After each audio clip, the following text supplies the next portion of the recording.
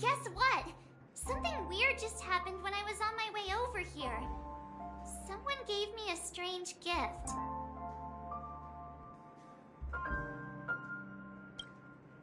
So I unwrapped it and found out it was a button with a message on the back. Just press this button and all of Penacony will explode. That sounds terrifying.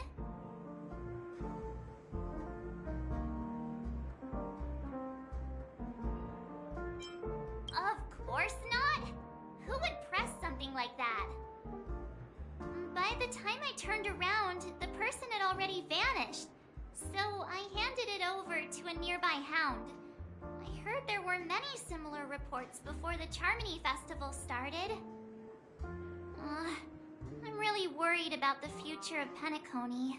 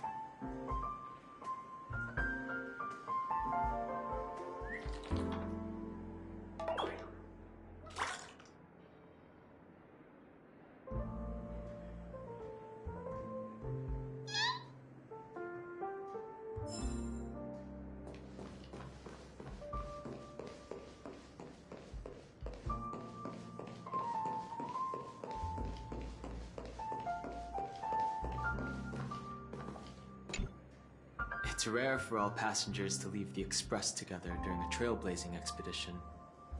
But for Penacony, it seems most appropriate.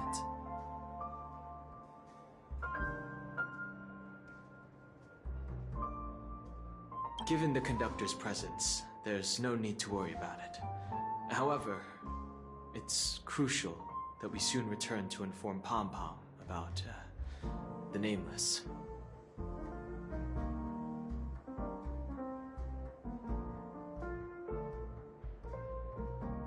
In my dream, the Express stopped at many places, and passengers came and went.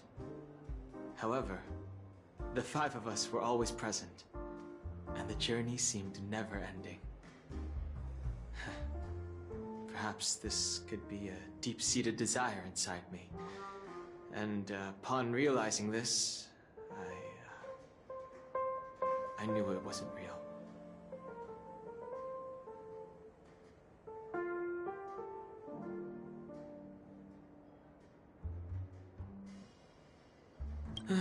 No related records exist in the databank, but I have a theory. The hidden dangers of the Order have always been within the Harmony, and this issue existed within the family from the very beginning. However, now that more powers in the universe are aware of this secret, the situation in the cosmos will become more complicated.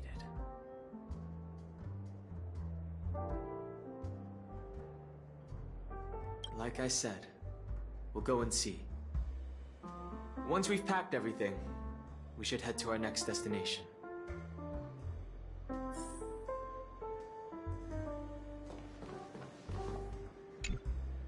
This trailblazing expedition has been thrilling and memorable.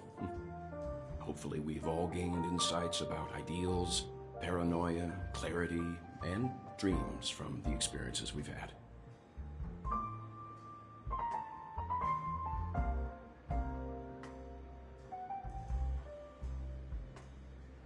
One bird longs for the earth and the other longs for the sky. Even if Robin had to stop her brother with her own hands, she won't give up on him. However, facing punishment from the Harmony is inevitable. He will face a trial. As for further details, the family would rather not disclose them.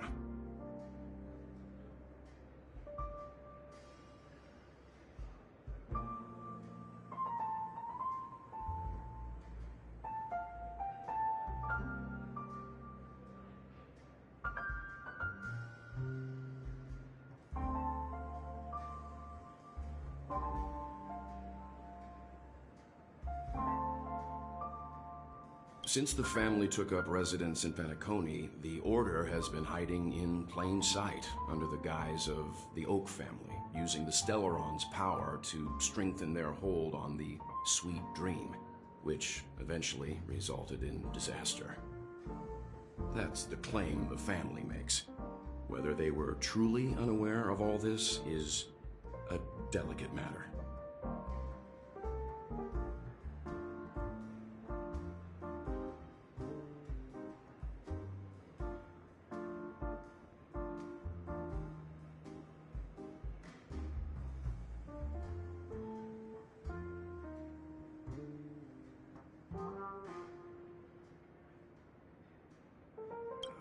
Venturine's efforts finally earned the IPC a seat at the table. As a result, a more senior representative arrived in Penacony and initiated negotiations with the family. As far as the Astral Express is concerned, the IPC will make for an invaluable ally during the negotiations to prevent Penacony returning to its former ways.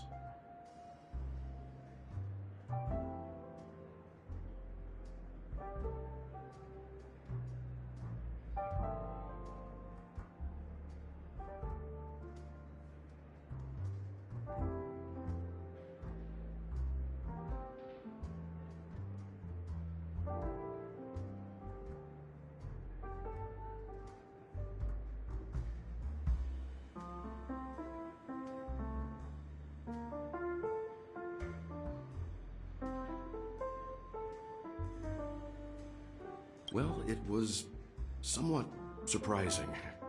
In that dream, I returned to my homeworld and reunited with my long-lost friends. And for some reason, Acheron resurfaced in my mind. When I realized that her conclusion was not preserved in memories, I became aware of the bitter truth.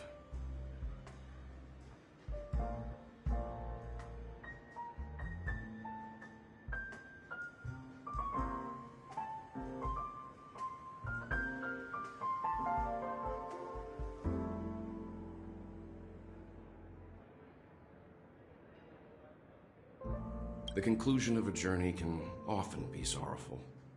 All we can do is to try to make sure it ends on a happy note.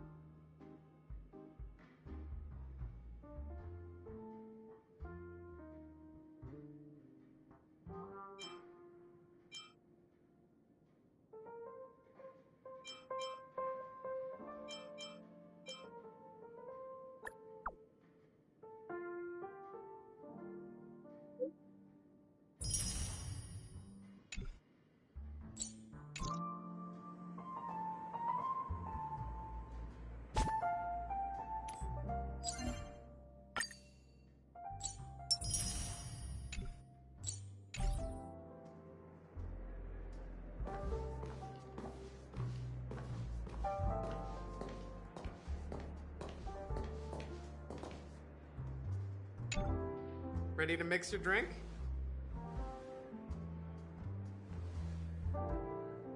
I'm not sure. I haven't seen him since our last meeting at the lounge. Come to think of it, he always did come and go quietly. We used to discuss everything here. But every time he'd leave, I'd realize that I didn't know him at all. Such is the mystery that is Gallagher. I have a hunch. Perhaps he's already fulfilled his wishes and won't be coming back.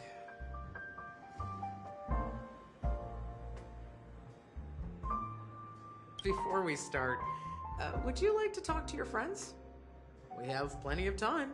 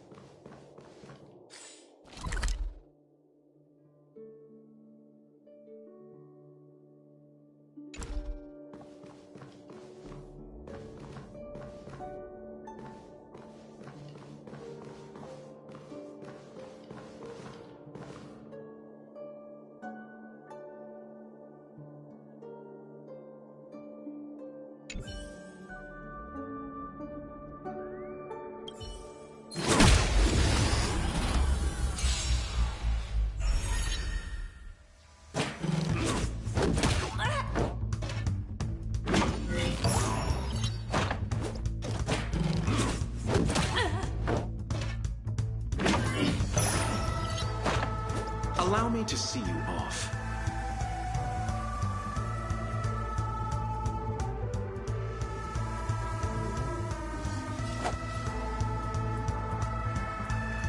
Abyss flower, bloom. Oh, sorry for bothering you. As you wish.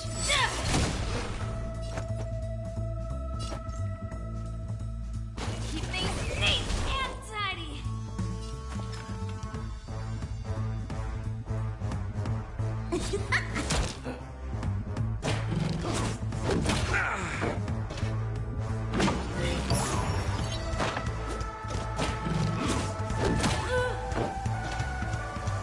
Receive divinity. I'm fine. Thank you. That which is seized must be repaid.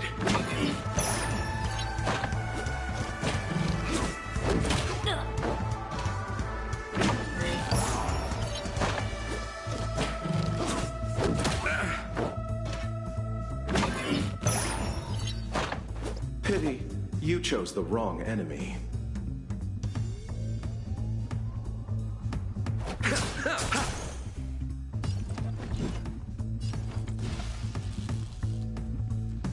Be silent.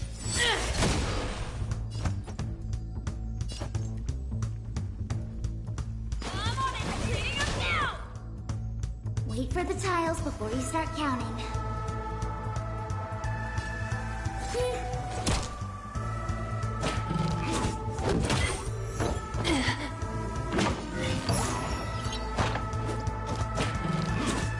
I can't protect you anymore.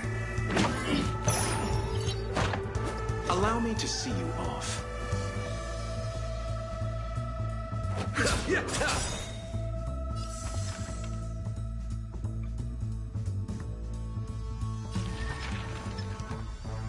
Come on. Better late than never.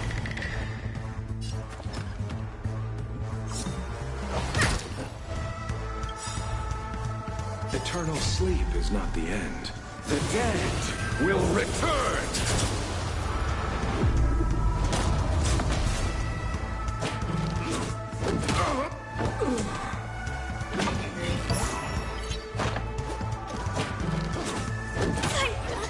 Day off.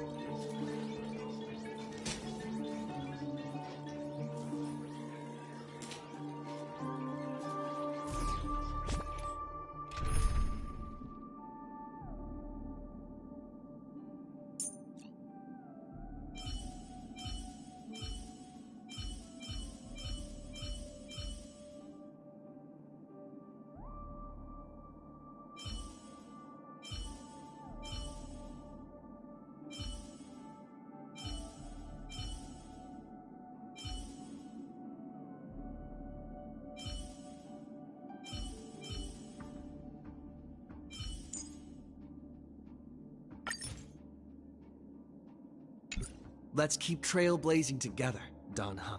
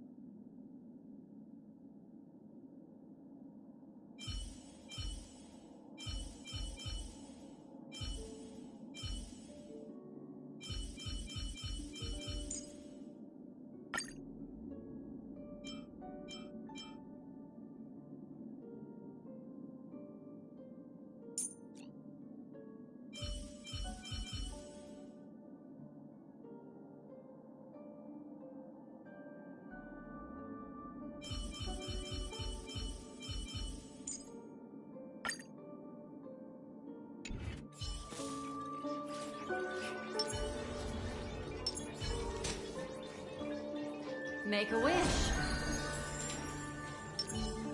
Speed, not haste. Stream forth the gleam of old blades.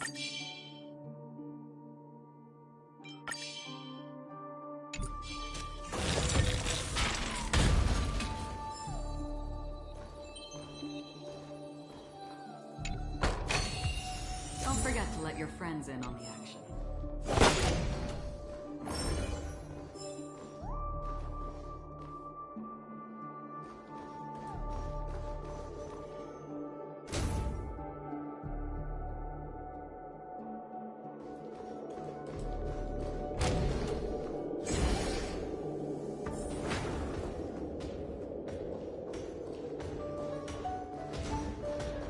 Stream forth.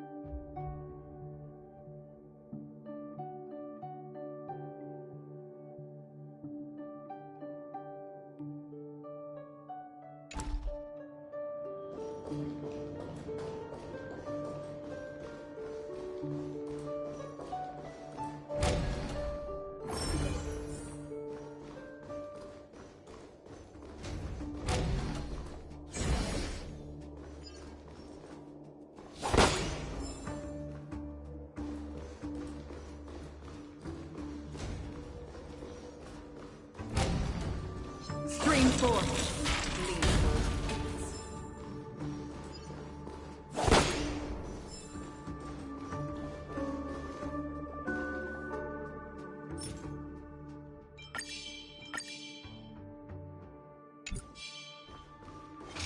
Stream forth. Gleam of old blades.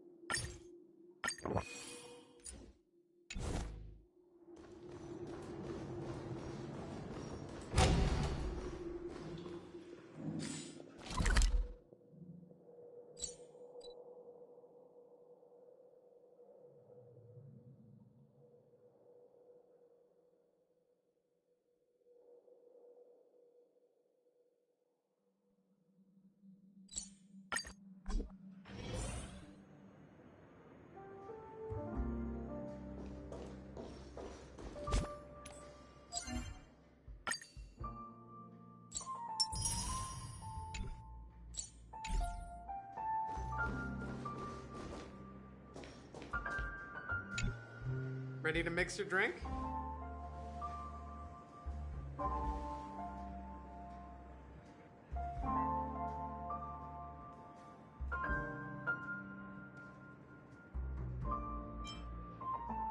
Before we start, would you like to talk to your friends? We have plenty of time. All right, as you wish. I think I have an idea about what drink to make. Would you like it bitter or sweet? It's up to you. Choose the flavor that suits you best at this moment.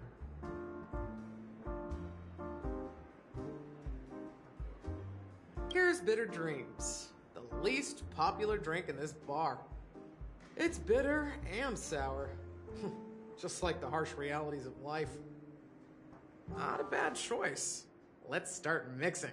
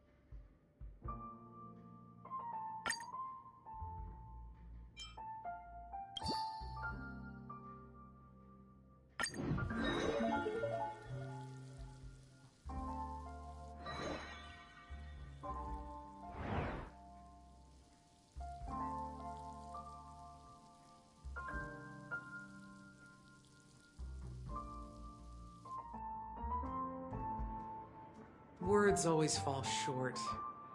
If you want to bring closure to past events at this lounge, there's no better way than mixing a drink.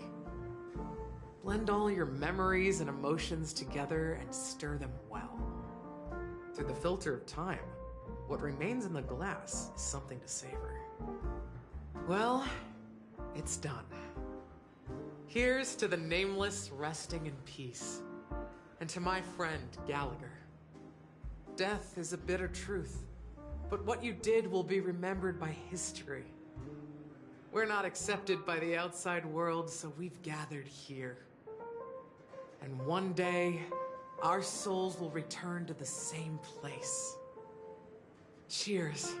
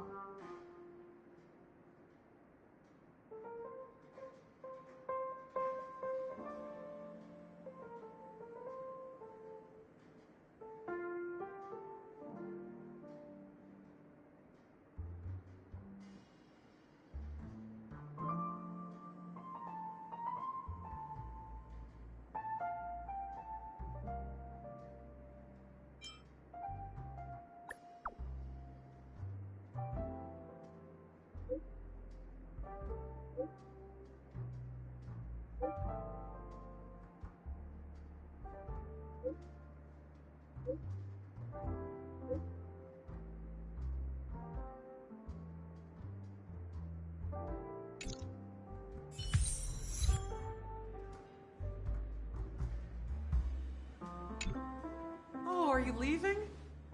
Well, then take this with you. I've mixed more of this last special drink for you. The past shouldn't be forgotten. So I hope it brings back the flavors of Penacony. Thank you. I'm sure it'll leave a lasting impression. If you happen to run into Gallagher, make sure he has a sip too. I know his tastes, and he'll be thrilled.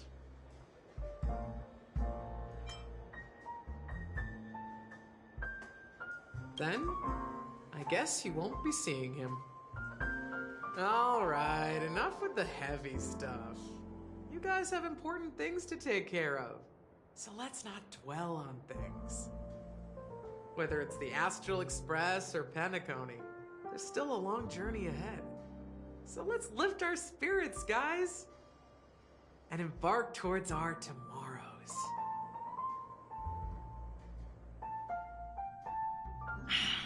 Old Odie is a tricky opponent. I didn't expect him to take the risky step of going public at such a critical moment for Penacony. Indeed. He's definitely bold.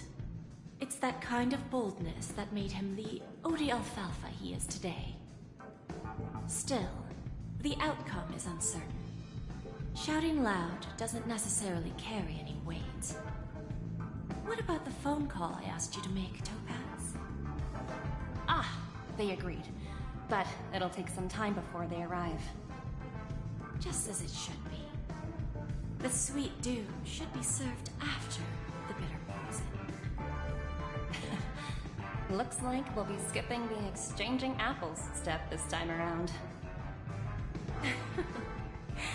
Now that we're dealing with a greedy merchant, a simple apple wouldn't make a difference.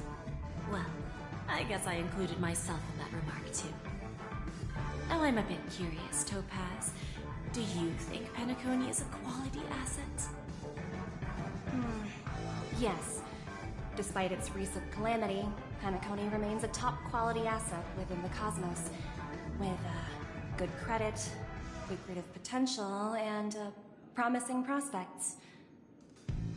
Well, that's obvious, but what I truly wanted to know is, this project is obviously too bland for your taste, isn't it? That's true. I wouldn't be here if it weren't for Aventurine. But despite that, you trust him. You even entrusted him with a cornerstone.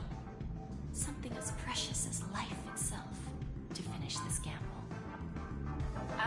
Are you not in the same boat, Miss Jade?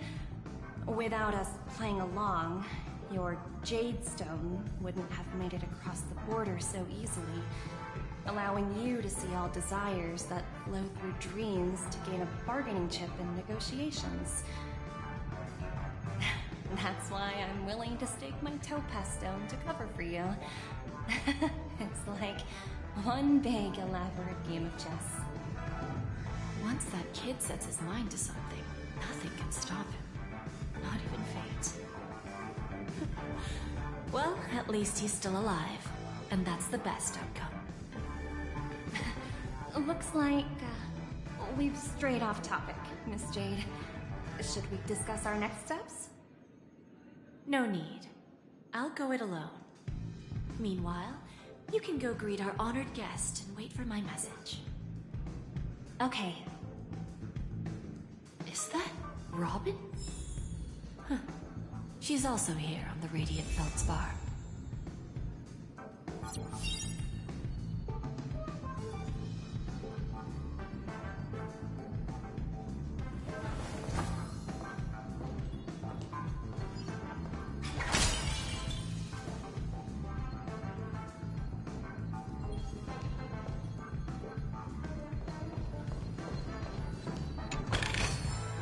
Is that all?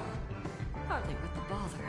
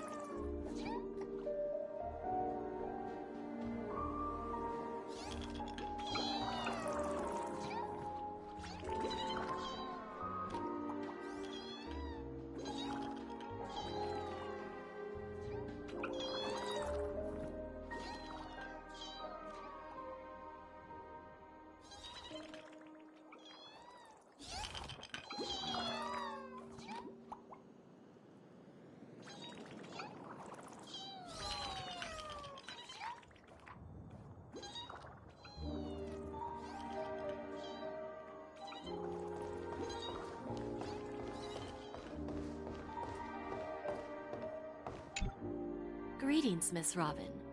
I didn't expect to meet you here. Miss Jade? Greetings. The opening ceremony for the Charmony Festival has been moved to the Radiant Feldspar, so I'm here making some preparations.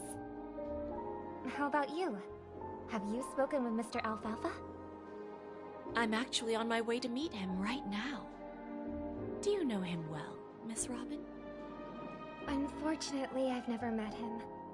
I've only heard a few comments from the former head of the Oak family. Mr. Alfalfa is respectable when it comes to business, but in other respects, I can't say the same. Where do you think the future of the planet of festivities is headed? I believe the sweet dream will see its rebirth, just like the Radiant Feldspar resumed its voyage. The Harmony needs a new direction. Only by bidding farewell to the past can we actually sail into the future. There are no permanent allies or everlasting enemies. So let's both take what we need from this deal. Naturally. I'm looking forward to your performance. See you at the festival. See you later, Miss Jade.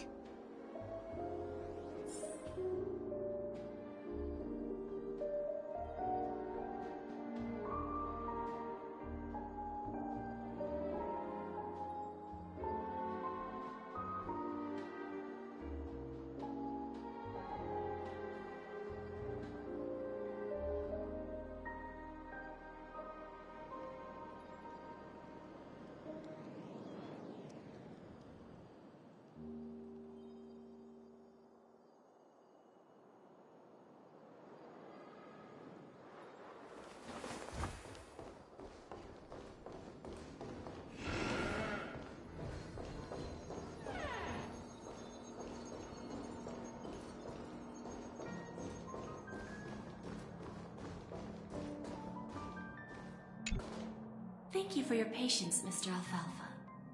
Let's continue our discussion. Figured out something already, Miss Jade? But where is Miss Topaz? Topaz has something else to take care of. You'll be seeing her later. Talks can still continue between the two of us. Is it just me, miss? Your tone sounds very different now. I need to set a good example for my junior. It's not a good habit to be too loose-lipped during negotiations, right? Now we can speak frankly and openly. Do you believe what I said, Odie? You're not the only merchant who has seen the changes in the cosmic market over the past 10 Amber Eras. Interesting. Now that's interesting. Good. It's good to be straightforward. Openness and transparency are my things. So, tell me, what's your next move? Unfortunately, I'd like to speak the harsh truth before laying out my plan. Let's cut to the chase. First, your plan won't work. Penacony has no way of sidestepping the IPC and going public. Second, you can't stop the IPC from entering Penacony. We've got all the time and connections in the world to find a way in. We'll keep tearing down and rebuilding this place until the Asdana system gets used to the IPC's ways again. Now, I'm repeating your words exactly. If you don't want to be a laughingstock and have everyone gunning for you at the official conference, you'd better drop your little pie-in-the-sky plan. Oh, interesting. Indeed. You surely have a way with words. Now, I'm curious to know what you have up your sleeve.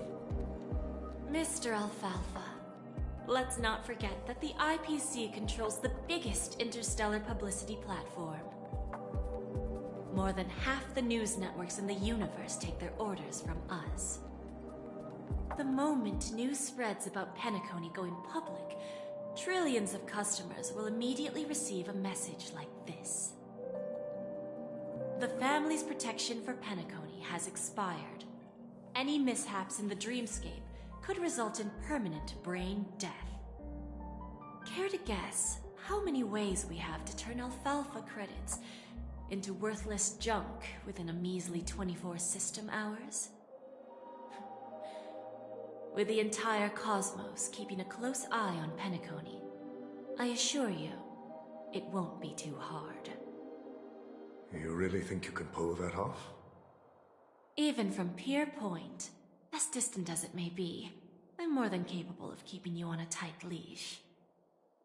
However, if you agree to give up that half-baked plan to go public, the IPC will assure you that we'll never jeopardize the interests of the family heads under your leadership. After all, we also need allies here in Asdana. The IPC can assist Penacony with financing, starting by acquiring 30% equity shares. With our financial support, stabilizing and rebuilding Penacony will be a piece of cake. 30% equity, you say? Who can guarantee you won't want more in the future? That's the brilliant part of it all. The answer is simple. No one. There are no guarantees. It all hinges on self-awareness and mutual respect. However, the board of directors will consider the interests of the family heads to some extent. You're a smart merchant, old Odie. Isn't the whole purpose of this elaborate game to showcase your business acumen and seek more benefits for the family? It benefits us if we both take a step back. And if that's not enough for you, I'm pretty sure that another goal of making Penacony go public is to expand the influence of the Planet of Festivities and attract more customers. I understand your concern, and I have a solution for that, too. Fine. Now I see your sincerity. As the head of the Alfalfa family, I don't think I have any reason to refuse your offer. However, as their chosen one, I still need one final answer. Go ahead. I'm listening. When I was a child, I heard the adults recite the tale of the ancient Ember Era, about the ascension of Xipe, the Harmony, and the downfall of Enna, the Order. The Order and the Preservation used to be close in ancient times. So, why does the IPC, as a follower of the Amber Lord, seek collaboration with the family instead of aligning with the Order? The answer is simpler than you think. It's all about credits. Everyone's favorite thing and the universally recognized currency among the stars. The IPC has the power to perpetually ensure their value. With each new world integrated into the credit system, the IPC adds another building block to its cause. Eventually, all exchanges, capital, and businesses will operate within a unified monetary system. By then, all planetary developments will be recorded in accounts with well-defined values and the ability for exchange and circulation. And the heart of everything will be Qlipoth's credit. And then the IPC will be able to exert influence over everything. Our intention is to establish enduring preservation, so I'm sure you can understand. This universe doesn't need two types of order.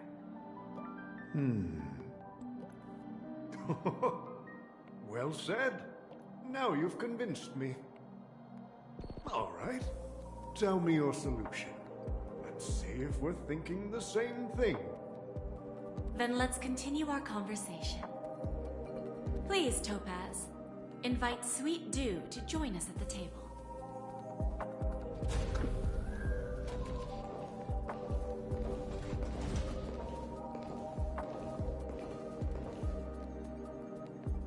Thank you for your presence, Miss Himeko. Please allow me to introduce her to you, Mr. Alfalfa. This is Miss Himeko from the Astral Express, one of the future shareholders of Penacony. I've heard so much about you, Mr. Alfalfa. It's an honor to meet you as representative of the Astral Express. This stunning lady is the navigator of the Astral Express? It's a pleasure to meet you. I believe everyone here is familiar with the general contents of the proposal. After this round of financing, the IPC is expected to hold 30% of Penacony's shares. Then, the IPC will transfer 5% of that stake to the Astral Express and recommend Miss Himeko as an independent director to honor the sacrifices and contributions made by the former Nameless to the Land of the Dreams. While this decision isn't finalized yet, we are honored that everyone here recognizes the way of the Trailblaze. While the Nameless didn't embark on their journeys for fame or fortune, if this is the wish of both the family and the IPC, I will represent the Astral Express and fulfill my duty as a member of the board of directors. The entire crew has agreed to assist in the reconstruction of Penacony. Beyond that, in our future travels, we are committed to bringing the beautiful dreams of the Planet of Festivities to more worlds. Of course, all cooperation is based on one premise. The path of harmony in Penacony must not be distorted again, and such a tragedy must never recur.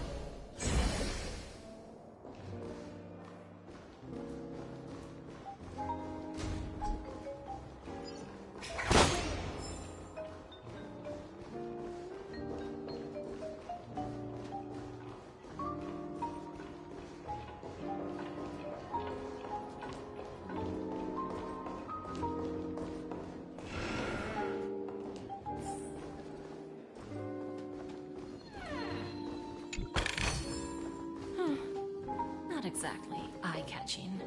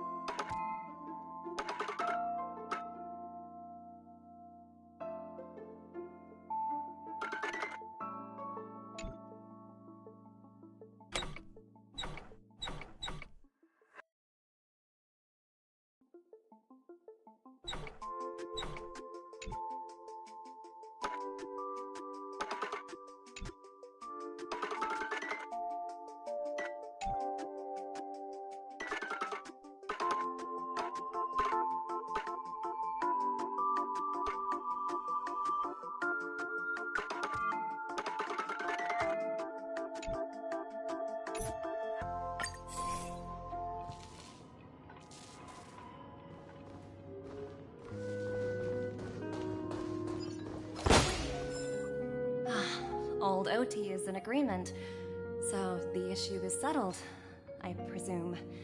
What about the remaining family heads? They will soon realize the situation. When the last question was asked, old Odie represented more than just the Alfalfa family. When should we schedule the formal negotiations? I'll handle the arrangements. It's all up to you. I'll step back and let you handle the negotiations and takeover. I won't be involved. But Miss Jade, this is... Aventurine initiated this case, and you were his project partner. If that kid hadn't overplayed his hand, I wouldn't have been pushed to the forefront. I came here today to help you sort out the toughest issue. I trust you'll be able to wrap things up quite nicely, little Yelena. Of course. There won't be any problems. And please, give Diamond my assurance. Don't worry. Diamond has always trusted us. I'll put in a good word for you, and you'll have your P-45 position back in no time. Radiant Feldspar. What a fantastic ship. Now that my business is done, it's time for me to indulge in my own little hobby. Ah, you want to open a Bon and Jade exchange branch on this ship too? Opportunities like this don't come around often. Just look at the guests on this ship.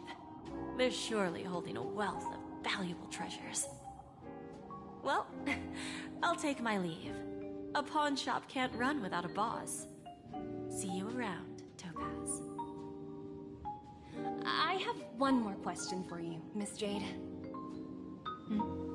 Go ahead. That dose of bitter poison, I'm curious as to how you found this information. I didn't find the information. It came to me. It was from a lady concerned with the future of the Harmony. In return, I've agreed to help her with something. But that's for later. We can deal with it after we leave Penacony. You see, that's what investment is all about. The seeds of opportunity are already sown.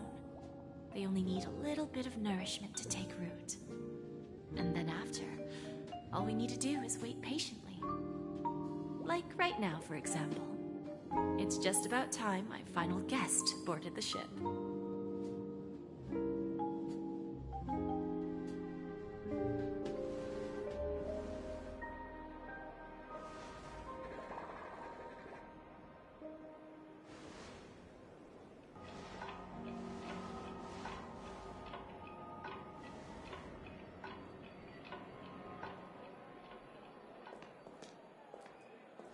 Sneaking in was way easier than I thought. The family's security is as lax as ever. So, this is the Radiant Feldspar. So luxurious. A pawn shop that grants wishes. Is there really a place like that on the ship? I'll find out for myself if the rumors are true or not.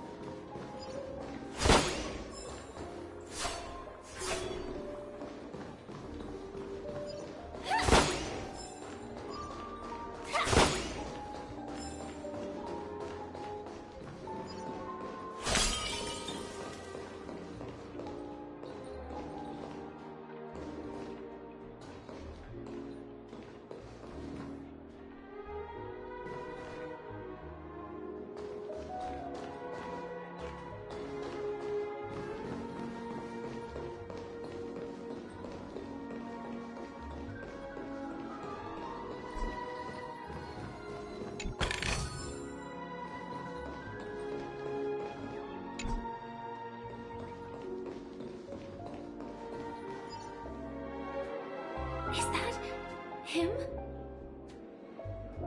Huh. Vanished in the blink of an eye. So the Astral Express is here too.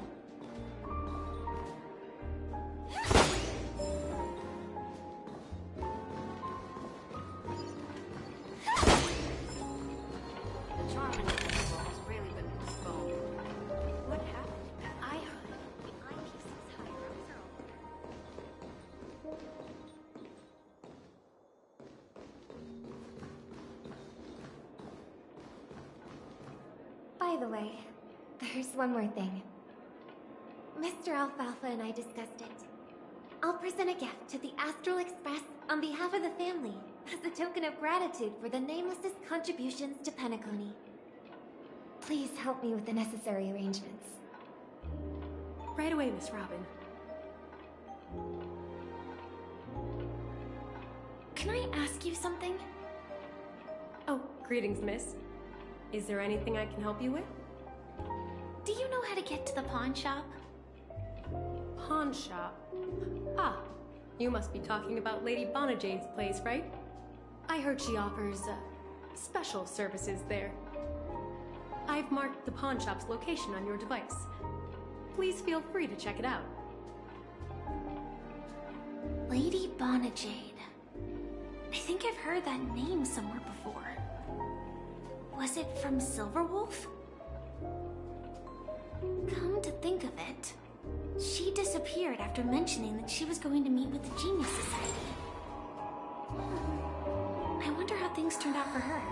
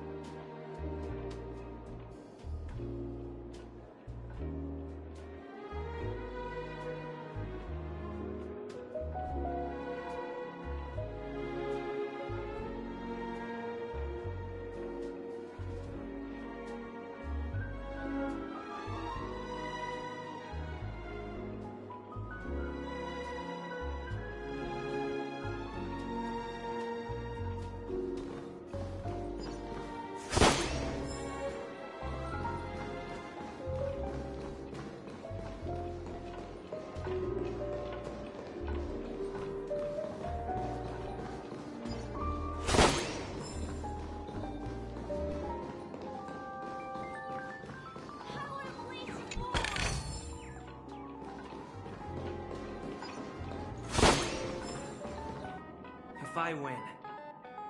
Your chest is mine. Who said I was betting with you? I did. They are still a ball of fire as ever. Sorry, but I've got to find Lady Bonajade first.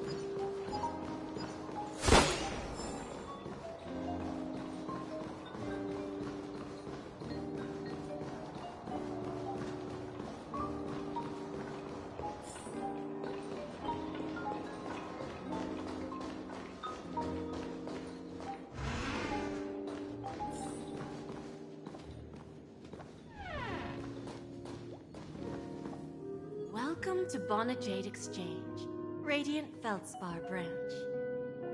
How should I address you, dear lady? Just call me Samuel. Samuel. Nice name. So what do you need, Miss Samuel? And what are you willing to give up in return? I want to keep on living. And for that, I'm willing to give up everything I have. Everything you have? That's right. Everything.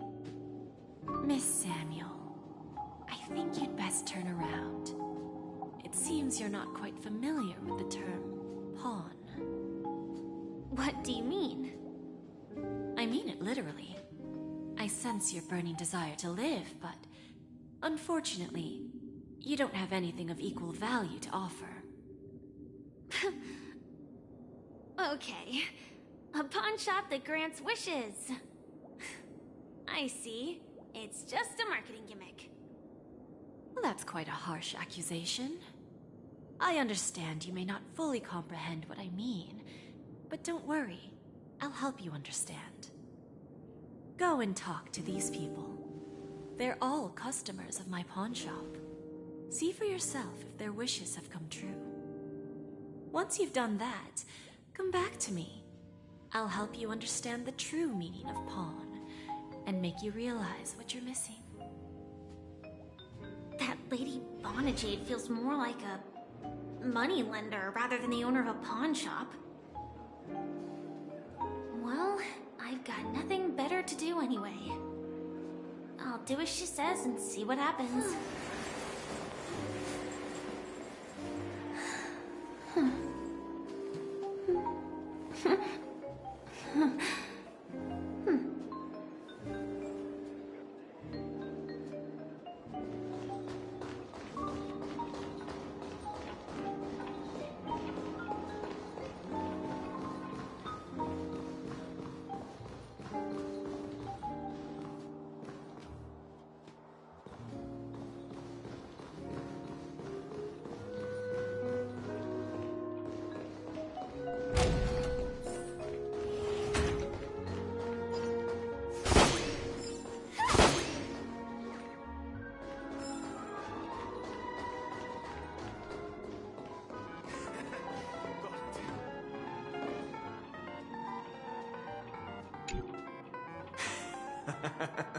You stupid little girl.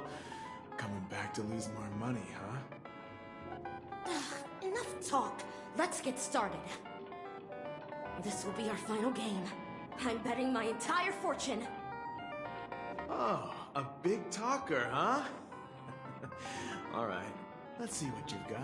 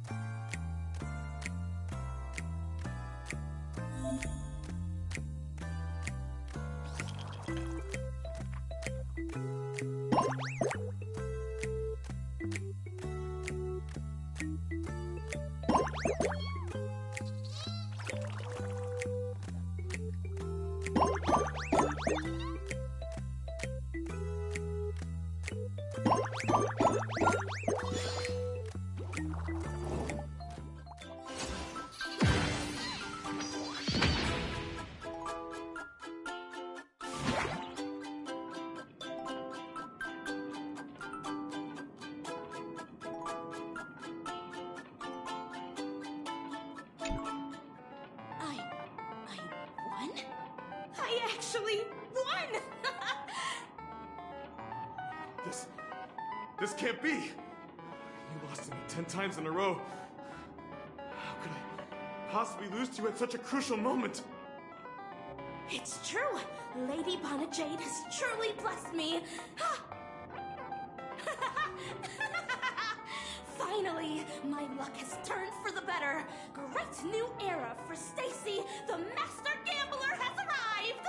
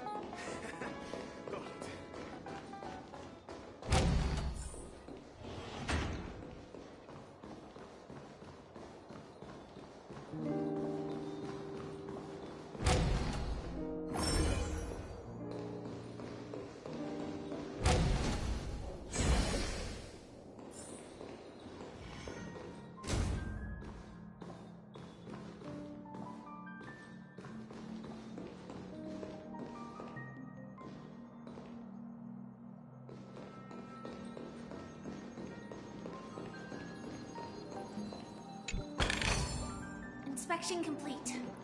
Nothing suspicious. I've prepared a gift for you, Dorothy. Check this out. Whoa! What a beautiful necklace! Is it made of cymophane? It's stunning. How did you know I love jewelry made of cymophane? It has the same purple hue as the necklace my dad gave my mom. I've never told anyone about it. How did you find out, Del?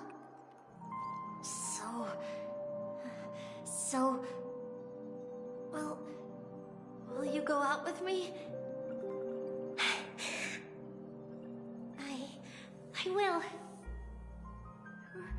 Really? I mean, really? I never said yes before because I thought you had no idea what I liked. But this gift made me realize you were actually paying attention all along, trying to learn everything about me. So yes, I will. Wonderful! My wish has actually come true! So, shall we go, Dorothy? Let's go outside and enjoy the stunning views of the 12 Hours! Yeah, let's go.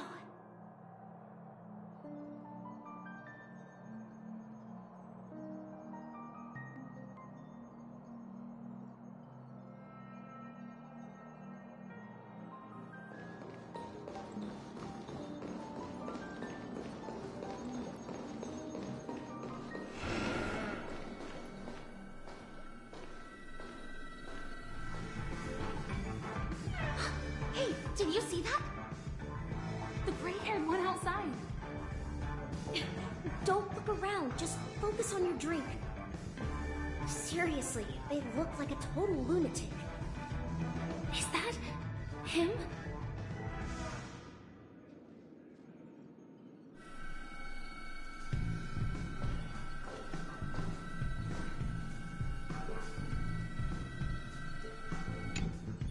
Yeah, you heard right. We've got him. He's been hiding at the Moment of Soul in Penacony, using a fake identity. And he even posed as a professor at Paperfold Academy. I've made a deal with the family. I'll leave the extradition-related paperwork to you. How'd I find him? Well, let's just say I had some help from an influential figure. Don't ask for the details. 22 years. Yeah. 22 years of chasing this guy all over the cosmos. You know, never thought it'd end up like this. Right here. I'm gonna hang up for now, partner. I need to raise a glass to myself.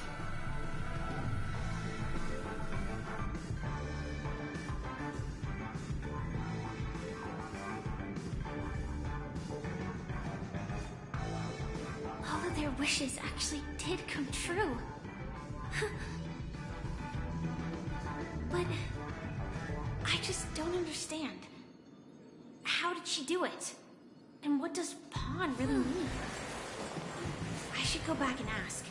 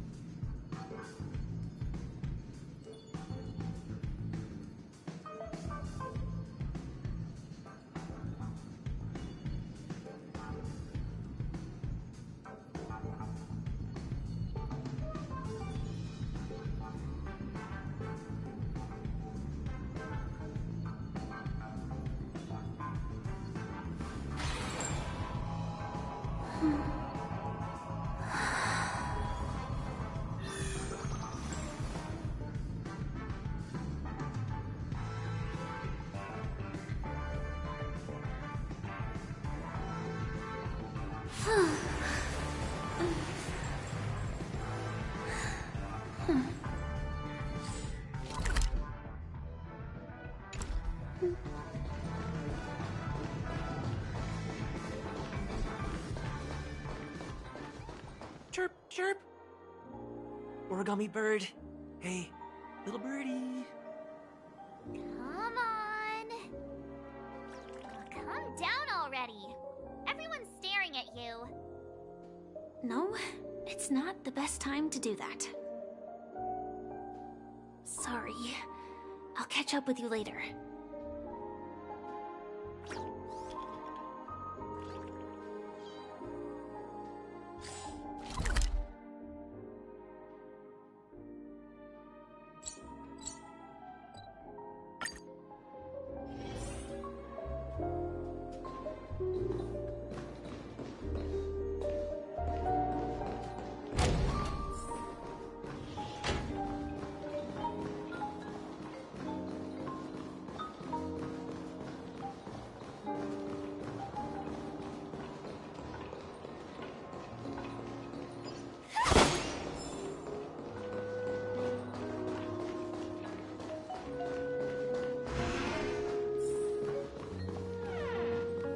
So you're back, Miss Samuel.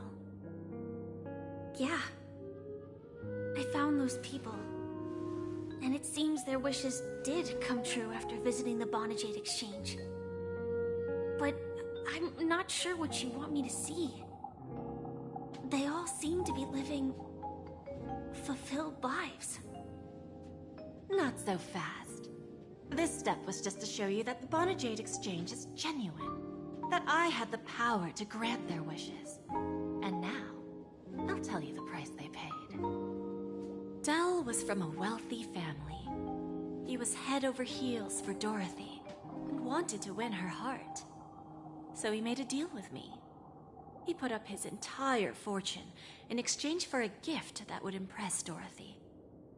It was a piece of cake for me, thanks to my IPC connections. However, Dell will soon find himself evicted from the dreamscape because he can't afford his room. Whether he can bounce back from poverty, well, that depends on him. Let's just hope that necklace will keep their relationship from crumbling. Then there's Stacy, a lady with a gambling addiction. She wanted some serious luck, but she had nothing to offer, so I took something else instead. I took away all her close relationships. From the moment she stepped out of the Bonajade Exchange, every casino in the cosmos would remember her name. But her parents and siblings would sever ties with her, and it would be impossible for Stacy to make any real friends again. She will accrue a vast wealth due to her good luck, but she'll never be able to use it for the people who truly matter to her. As for Detective Walker, he spent 2 decades chasing down a wanted criminal for some heinous crime. But he never caught the guy. In his desperation, he came to me. He offered his own memory system as collateral. In due time, his memories as a detective will be erased, and he will completely forget his own identity and all the sacrifices he has made. Interesting, don't you think? I fulfill people's desires and grant them favors, and soon they come back to me with even greater desires. When people see others' desires get fulfilled, they develop their own desires. It seems like an endless cycle, but it does have a goal. In the end, I will get what I desire from this whirlpool. And patience happens to be one of my greatest strengths. So now, do you understand what you must give up, Miss Samuel? Or should I address you as AR-26710, a remnant of Glamoth's Iron Cavalry? I'm not surprised. You are much calmer than I expected. Entropy loss syndrome. Truly an unjust misfortune, isn't it? The higher-ups in Glamoth implemented such a failsafe within the genes of their warriors, just to make sure the Republic's most powerful weapons wouldn't fall into the wrong hands. As for the price, those Iron Cavalries weren't exactly seen as regular, independent humans, so there wasn't really a price to be paid. However, you are different. You're now a Stellaron hunter, a living being named Firefly. Naturally, you want to continue your existence, but with the Firmament Front gone, the people who know the secret and can cure the disease are nowhere to be found. Are you suggesting that the IPC has a remedy? Well, there might be a silver lining. That's all I can say for now. I see. It's no wonder you said I can't provide anything of equal value. Because nothing I own holds any meaning. So, you're going to ask me to personally restrain my partners to ensure my own survival? Unfortunately, that's not quite the case. Partners. A nice way to put it. Now I'm even more curious about the Stellaron Hunters. Each of you has your own identity and a special bond with each other. It's strong and intimate, and yet it allows for independence. Just as the 10 Stonehearts follow Diamond, you follow your own leader. I wonder what they are like, and if all Stellaron Hunters are like you. Traveling on the path of finality, but struggling against your destiny. Attempting to move in the opposite direction.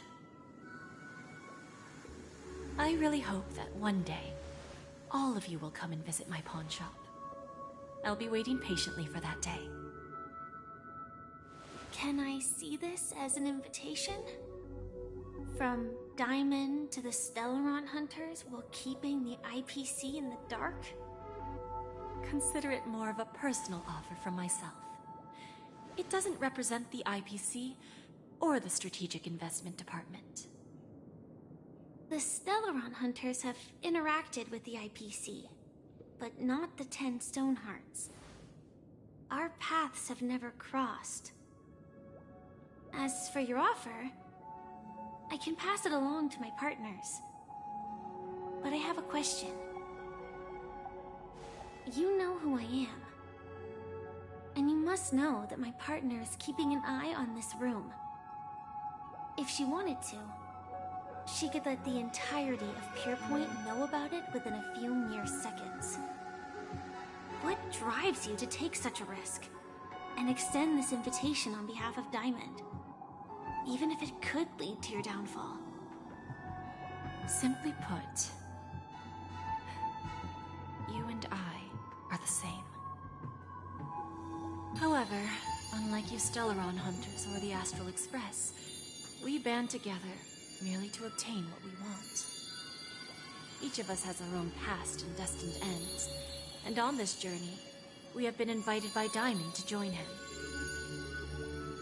This journey could be either brief or long, as each of us carries a void in our hearts that can only be filled from the outside.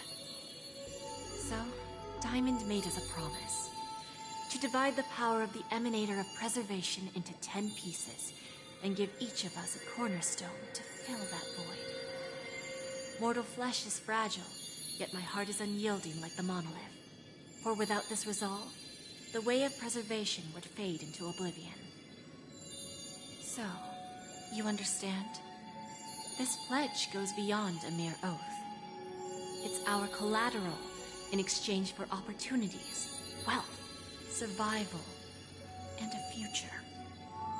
And whatever we gain from it will fortify the Stonehearts in return, allowing us to achieve the great cause of the preservation when the war among the Eons eventually comes.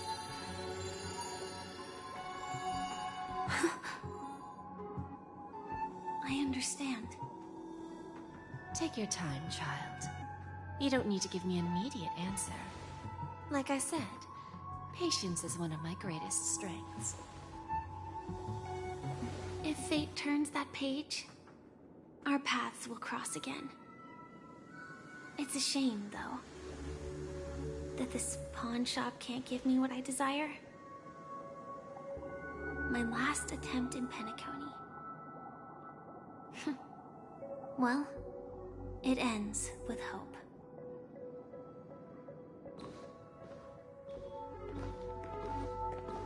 Lady Bonajade?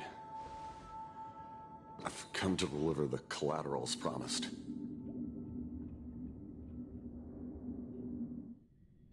Turns out, the meeting to decide the future of Penacony went much smoother than expected, with little debate.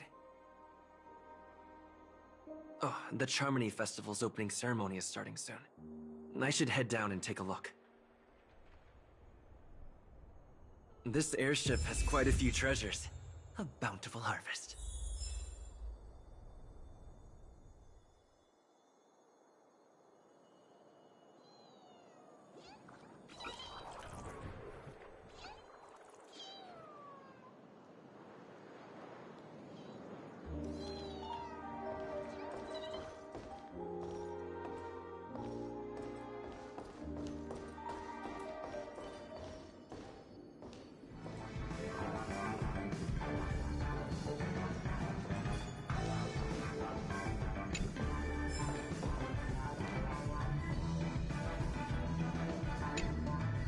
Remember, I can take you out with just one shot whenever I choose.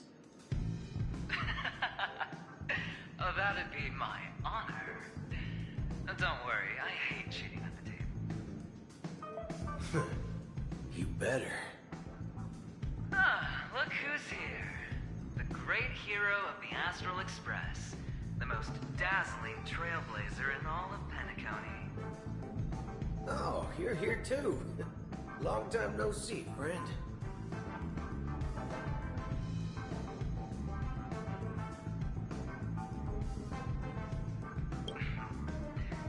Merely a greeting of platitudes. As long as you and I have an understanding. Let's set aside those under-the-table dealings for now, partner. Don't want to spoil the festive mood of the Charmony Festival. I agree. Now let's congratulate Mr. Trailblazer. I hear the family intends to thank the crew at the Charmony Festival. It's a real pity I can't personally be there to witness this.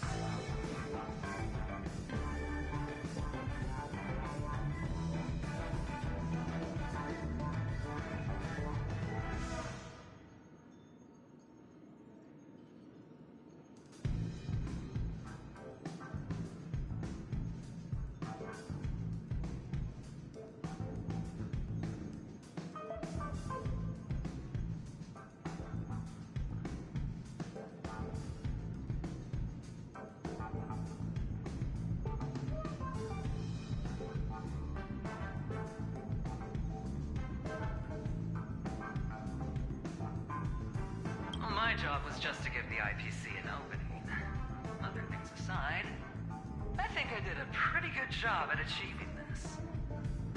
While you were at Dreamflux Reef, we were actually close by.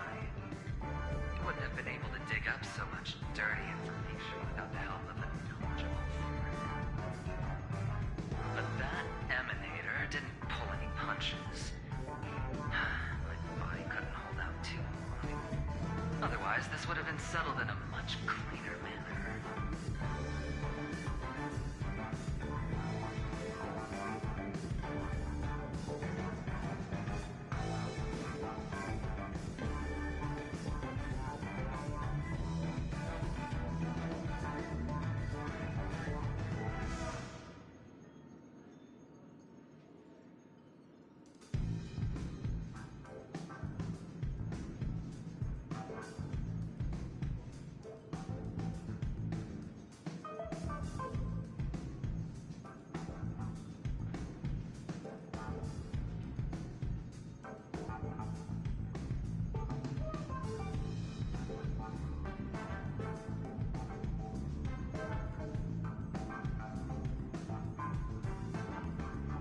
No problem.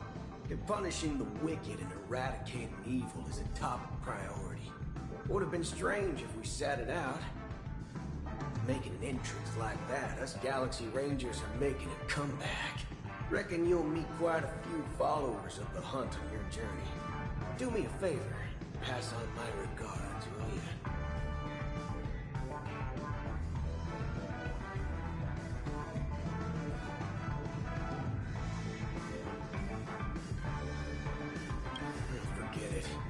I'm not one to beat around the bush. I've got a score to settle with a high-ranking executive fella named Oswaldo Schneider. This flamboyant fella here can help me find him. The feud between the Marketing Development Department and the Strategic Investment Department is well known across the cosmos. But what I didn't expect was the involvement of the Galaxy Rangers in this feud. Looks like things are about to get spicy.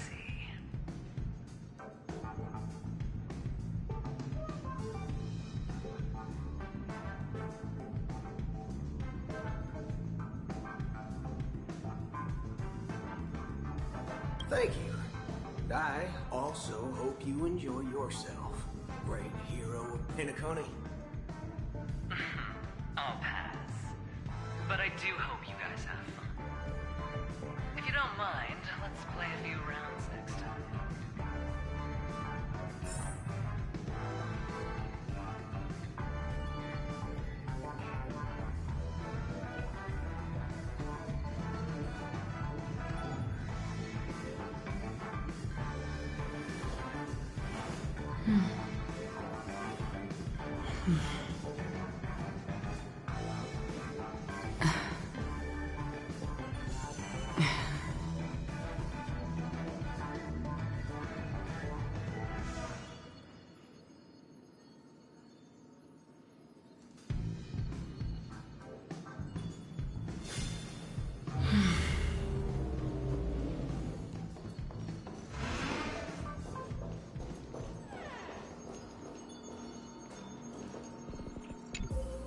Ah, yes. I remember you. Your performance at Herta's space station was adequate, I suppose. No wonder that gambler likes you so much.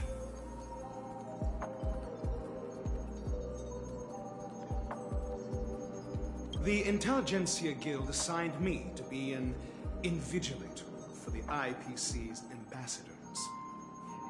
Nothing more than an errand from the Office of Academic Affairs. Very well.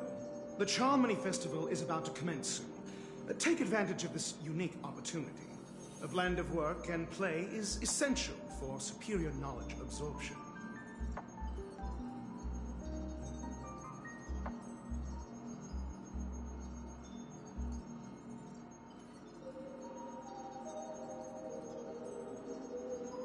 The executives of the IPC and the Guild say that we are strategic partners. Yet, from my perspective, I am invariably the teacher, and he, along with you and every other individual, is the student. From this perspective, Aventurine isn't what you'd call an ideal student. Yet, he's also not utterly obtuse. Alas, the void within him can never be filled by talent and knowledge. Let's hope he doesn't turn into a philosophical zombie.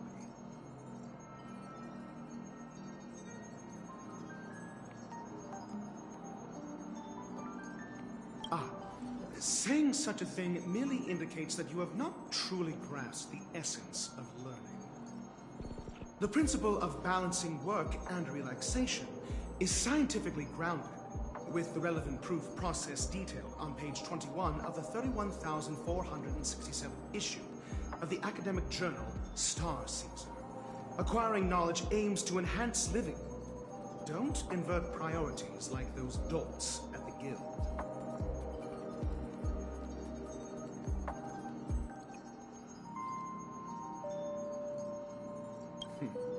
Then you'll excuse me.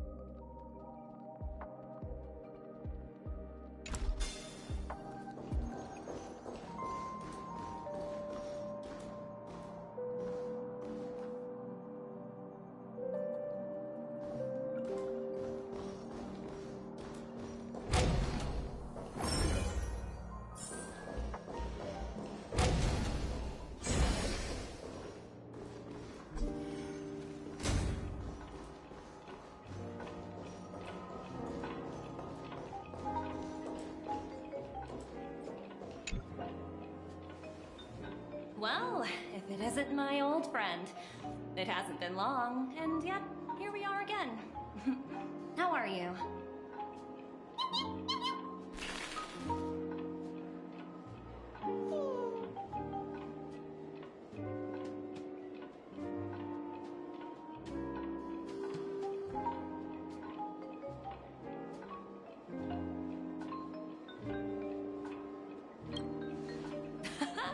That's what I thought. I heard you guys pulled off a big stunt, cutting down the Oak family in one fell swoop. Such a pity I couldn't be there, or else I would have lent a helping hand. Look how bustling this ship is. Not bad. Someday when I'm less tied up, I plan to host a grand party on my eco-ship, and you'll all be on the guest list.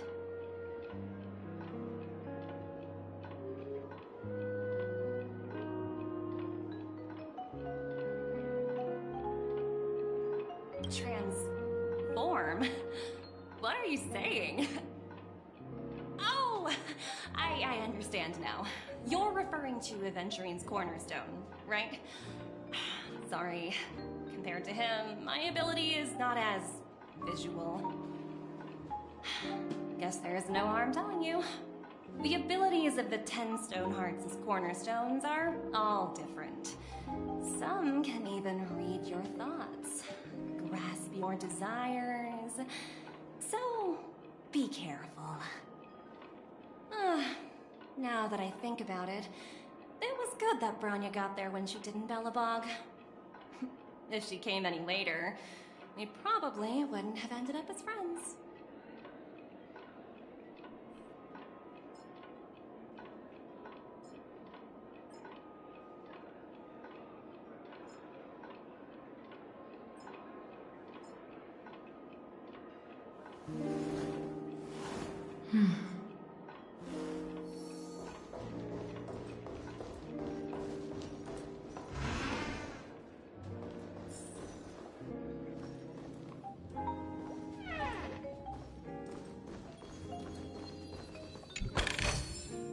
Don't forget to let your friends in on the action. Hey there, lively guy. Welcome to the Bonajade Exchange. What should I call you?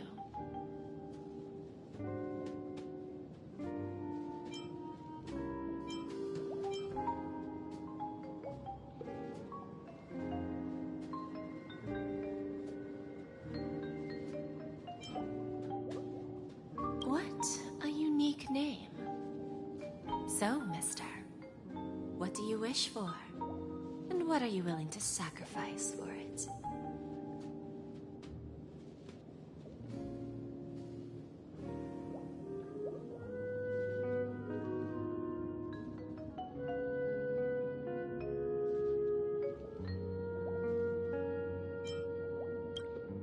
Oh, this is your wish.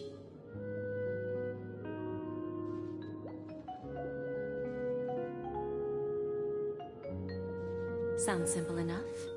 Very pragmatic. Then, let's discuss the cost.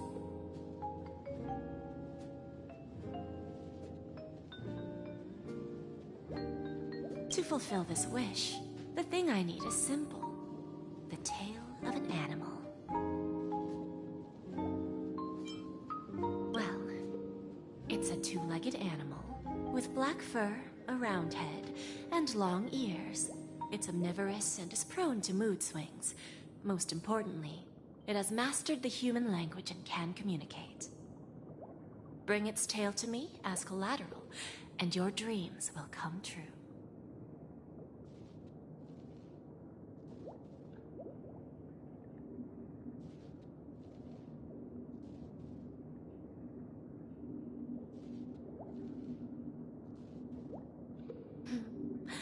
May fate bring us together again, Mr. Trailblazer.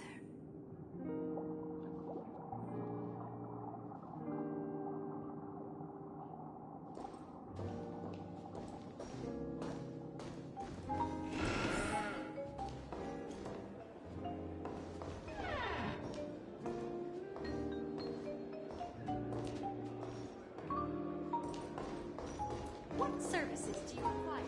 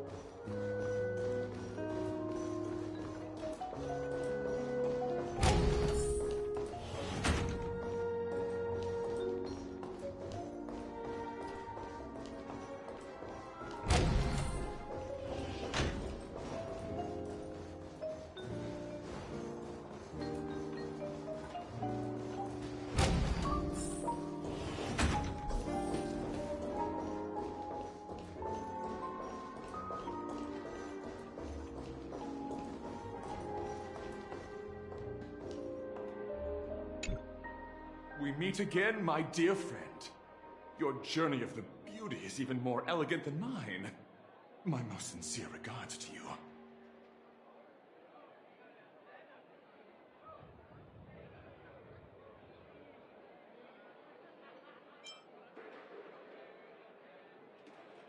How could it be?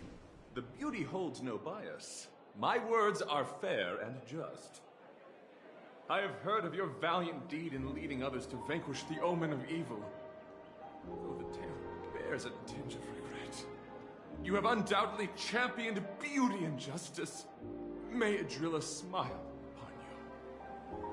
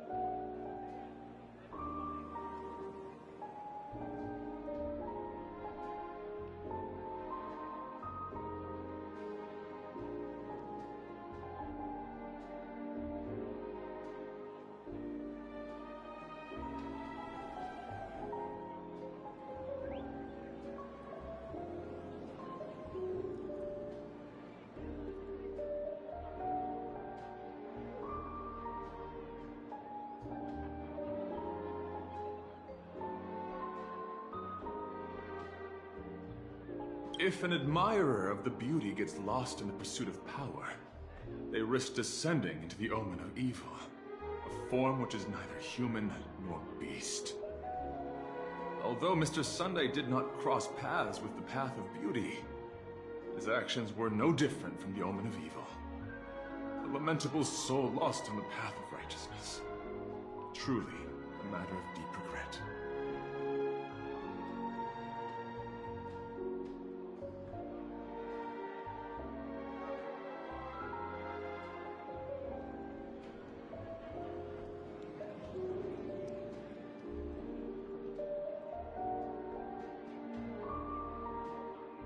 I'm ashamed to admit, Anna's dream's too realistic. I couldn't bear to bid farewell to a fallen friend who had long turned into a beast. I lingered in that illusory dream for far too long. His voice and smile were too vivid. I didn't pass the trial of beauty this time, spending too much time in self-reflection over my own hesitation. Yet, I wish for Adrilla to remain my beacon, A banner for me to strengthen my determination for the beauty.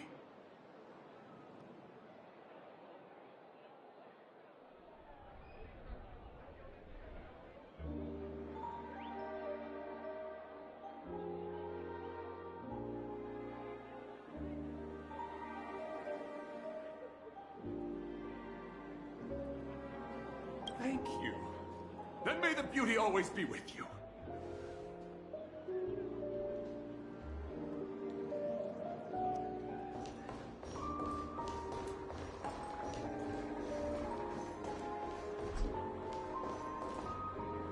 The festival hasn't started. Let's take a quick break. Hi, we meet again. Who's that? It's really you! I knew I didn't get the wrong person. Yes, it's just I didn't get the chance to say hello. There's still some time before the Charmony Festival starts. Do you want to chat?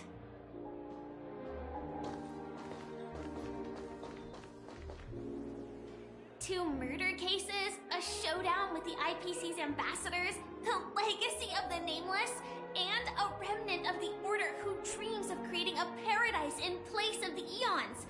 You guys even ended up shattering the dream. It's truly been quite a vacation. It's a good thing that you guys managed to overcome all those difficult problems. Congratulations! After the Charmony Festival's opening, will you guys be leaving again?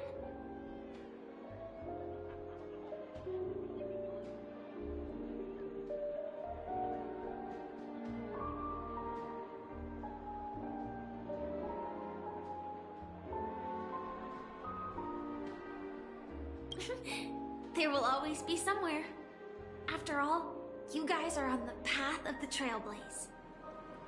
Before joining the Stellaron Hunters, Elio told me that this journey will tell me how to live on. That's all he said. As for the rest, it's up to me to find out. So, I'll pay extra attention to any leads that will let me live on. This trip to Penacony is no different.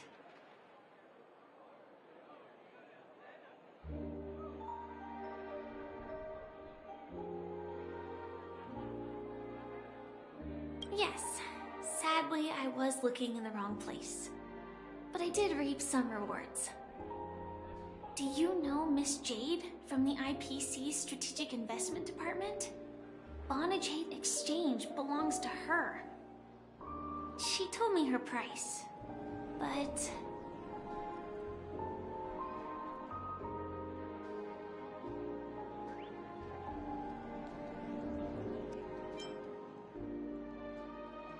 I know.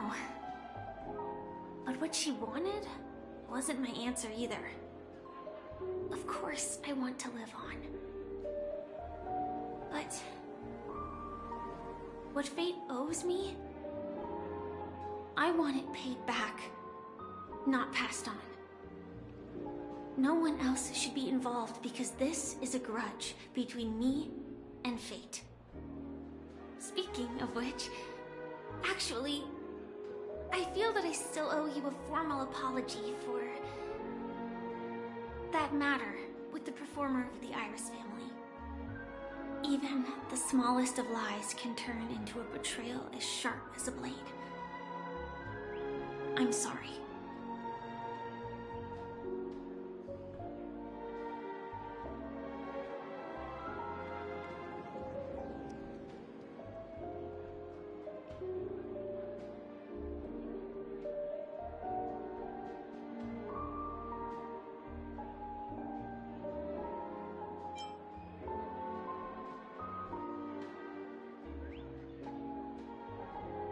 It was an emergency, so I never had the chance to formally apologize to you. And admittedly, I was the one to blame. To me, hiding is much easier than being honest. Yet, I still want to try expressing my emotions as any ordinary person would. It's that girl! Get moving! Arrest that criminal before the Charmony Festival's opening ceremony starts! I can't believe they've chased me this far. Looks like we have to say our goodbyes. Don't worry about me, just go and enjoy the ceremony. The script hasn't reached its end yet. We will meet again.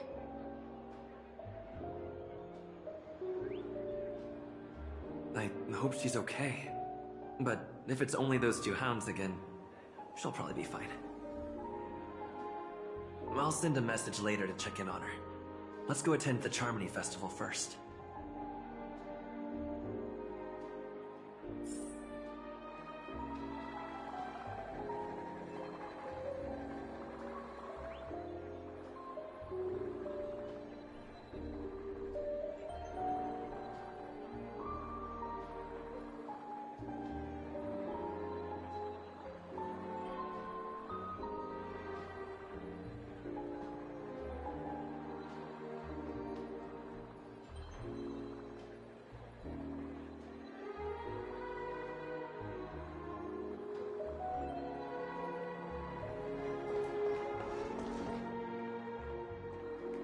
Let's take a seat here. Everything is settled. But there's still some time left. Maybe I should take a walk? Forget it. I've done enough walking around already. Let's take a seat and rest for a while.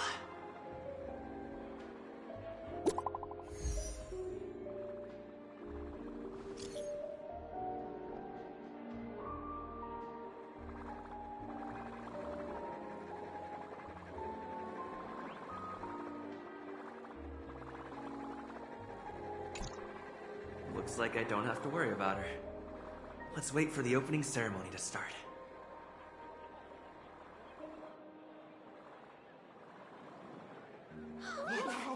It's Miss Robin! Hey, Miss Robin! Hey, Miss Robin! Over here, Miss Robin! Miss Robin! Miss Robin! Miss Robin! Where is she? Miss Robin! Glory to the family! Glory to the family! I'm your biggest fan, Miss Robin!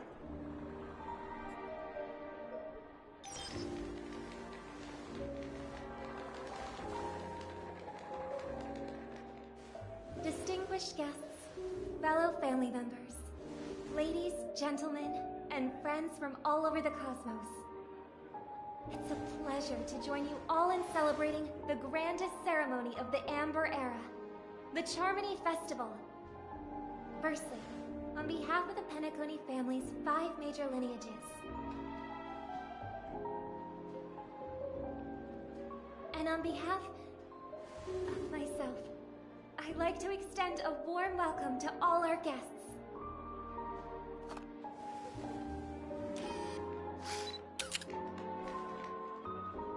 As you all may have noticed, this year's Charmony Festival is far from regular. Thanks to the efforts of everyone, this celebration is unprecedented in scale, with factions from across the cosmos in attendance. Not only that, the customary opening ceremony held at the Penacony Grand Theater has now moved to the Radiant Feldspar, the very airship you all stand upon. We invite you to express your warmest applause and deepest appreciation for OT Alfalfa, head of the Alfalfa family, for his selfless devotion to the Harmony's cause.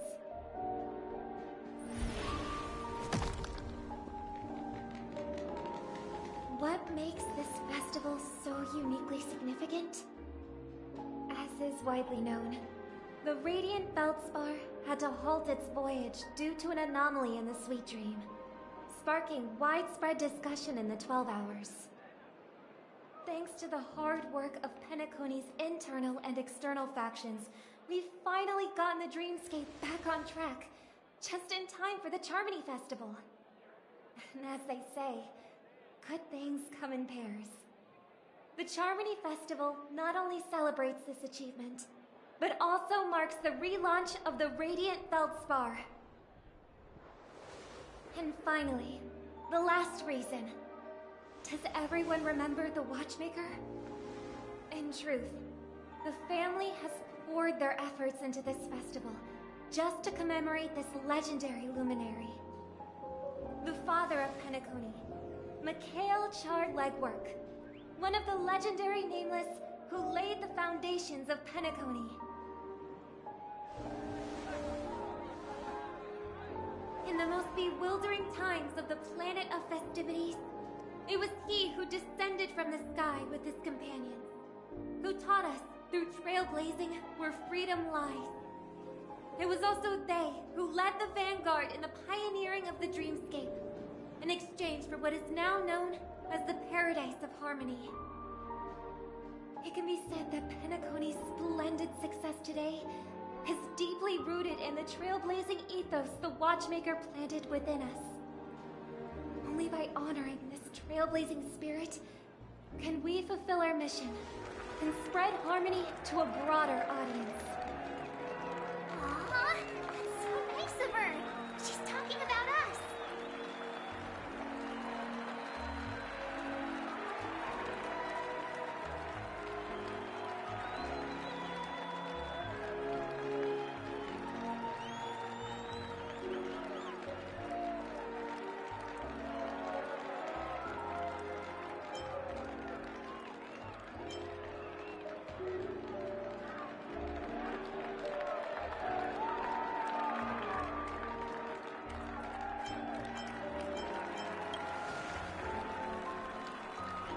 Obviously.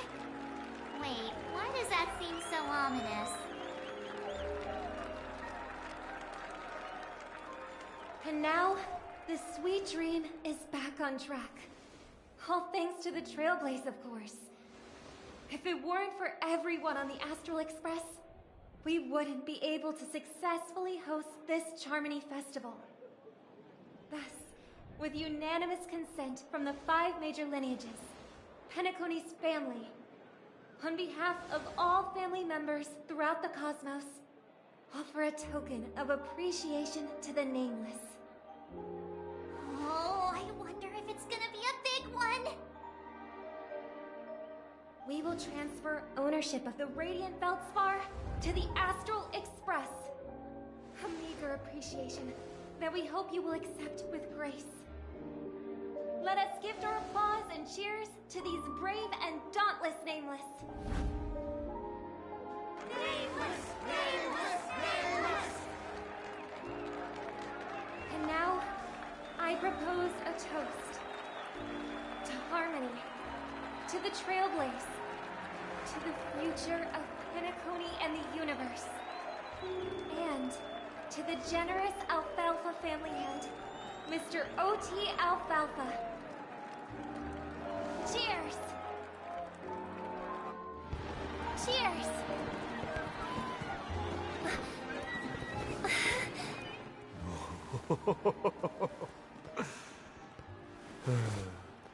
To make a decision like that. This little bird is no less capable than her brother. All's well, all's well. Right. But have you forgotten someone, my gray-haired friend? I put a bomb on this ship. You have 10 minutes to find it. Better hurry. When did this get shoved into my hands? There's still so many bombs. Now's not the time for the plot payoff. I can't handle this alone. Time to create a group and inform everyone.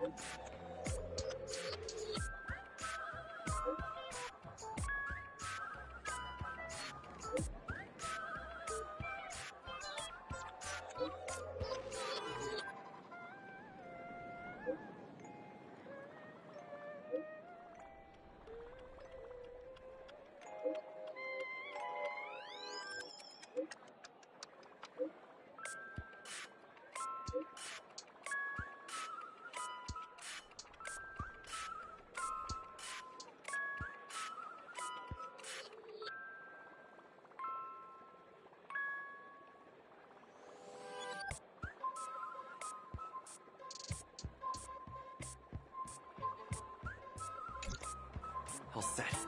Let's start following the plan.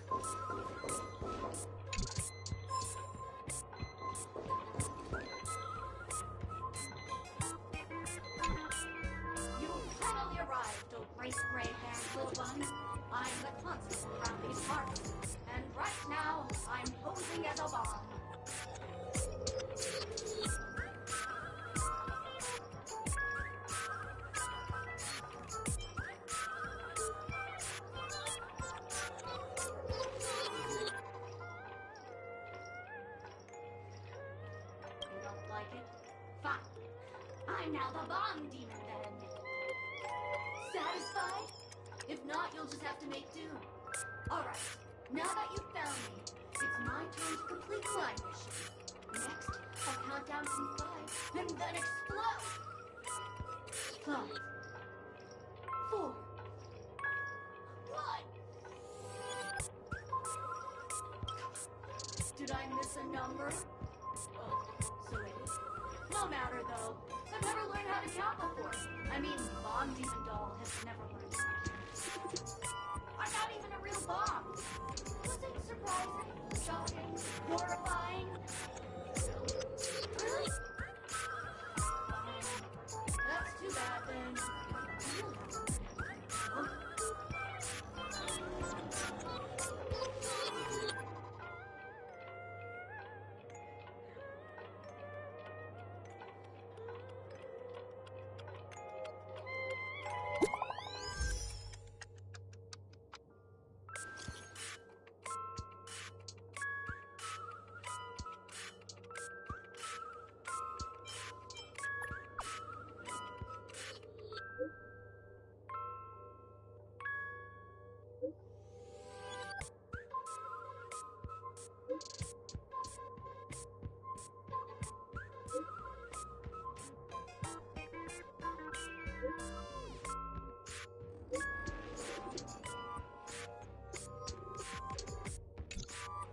At least I made some progress. Gotta keep working at it.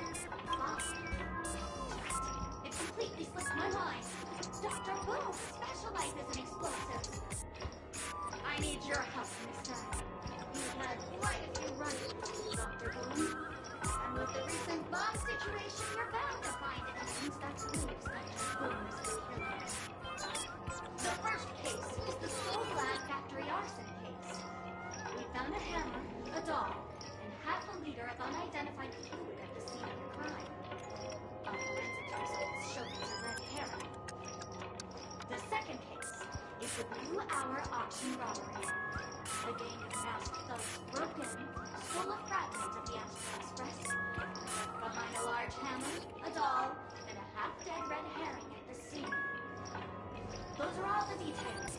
The way I see it, there must be a link between these two cases that will be the key to exposing Dr. I trust in your deduction. Which piece of evidence do you think is disappointing?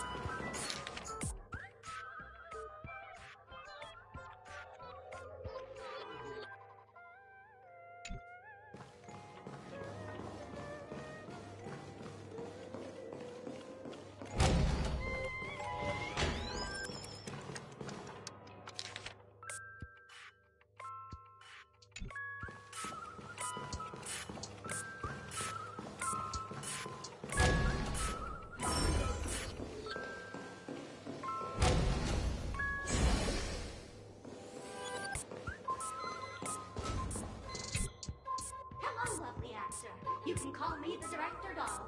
I often use this name in film credits. If you didn't know, I'm the one who directed the entire farce in Penacony. As the leading man of the show, what did you think? Feel free to share your thoughts. Well, actually, due to the current plot requirements, you're only allowed to say one line. So please try and resist the urge to share your thoughts.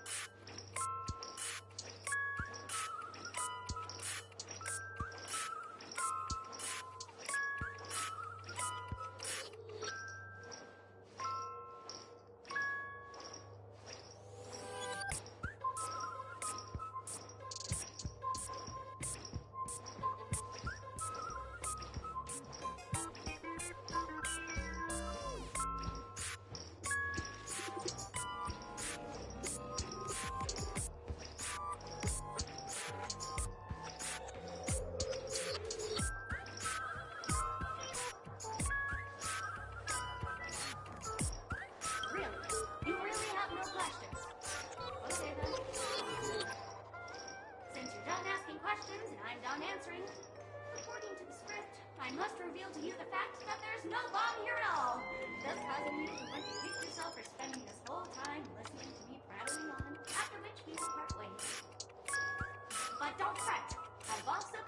gift for you. A dream bubble that has the thrilling life and death moments I shared with the beautiful Memo Keeper. If you haven't seen it yet, you should hurry up and look for Dr. Edward.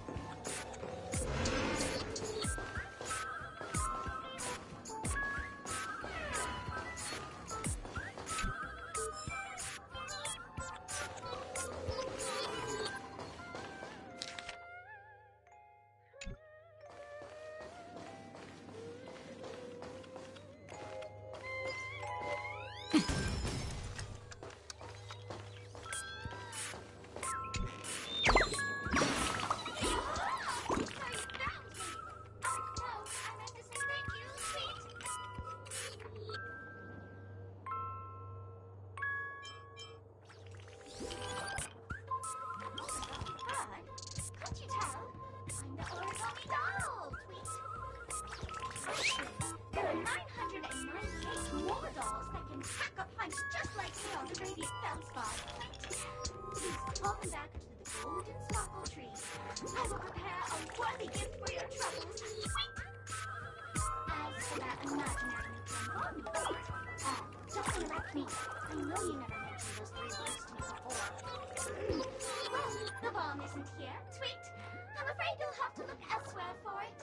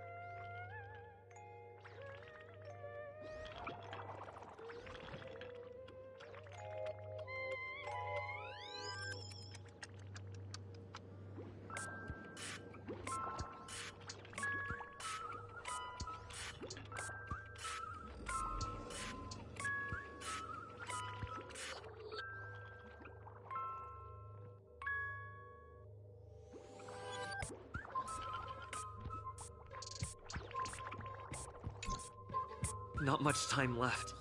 I hope I make it.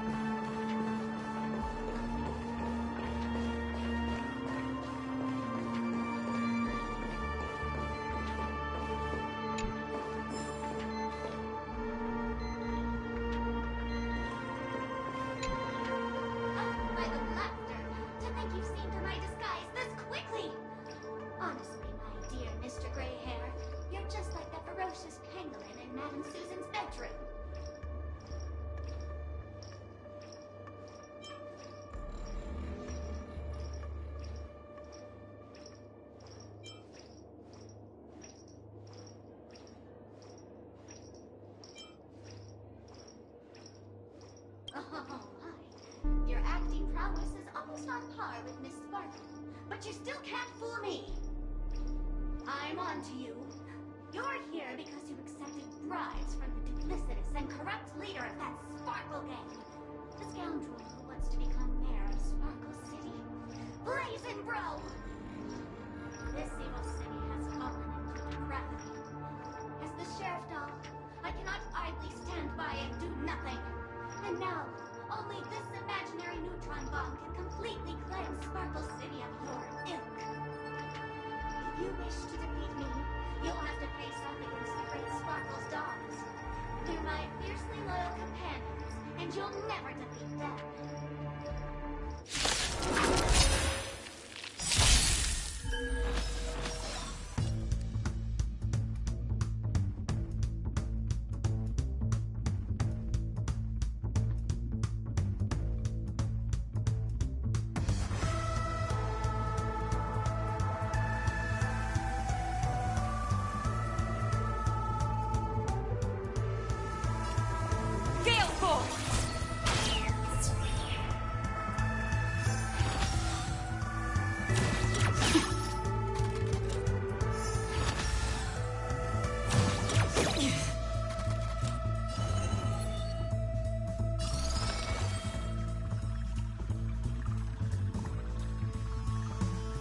The seal of ill fate descends. Did you come here of your own volition? Or was it fate? In the still waters of oblivion, I guide the wandering souls.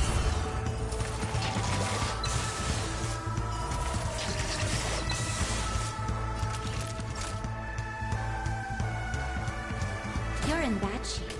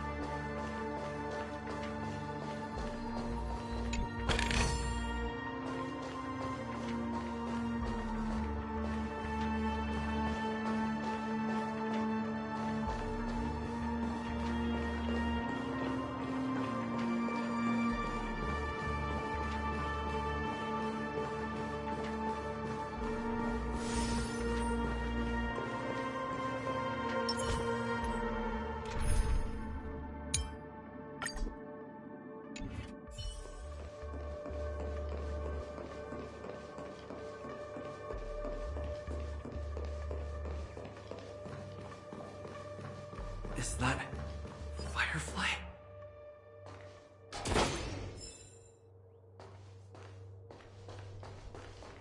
28 minutes, 46 seconds. 28 minutes, 45 seconds. You're here!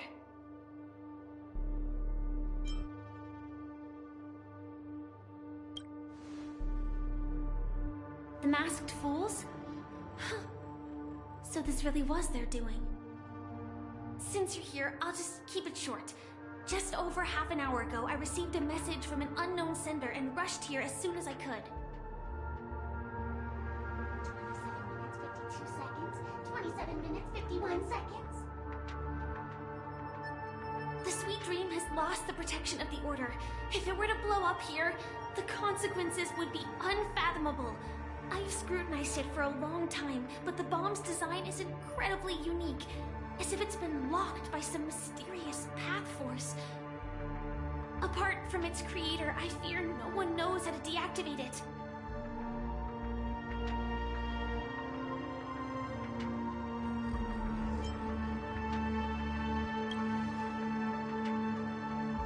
You mean the Watchmaker's guests?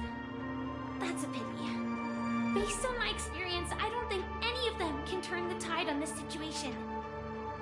The Memo Keeper may be able to teleport the bomb to a deserted location, but I have found a note inside the doll.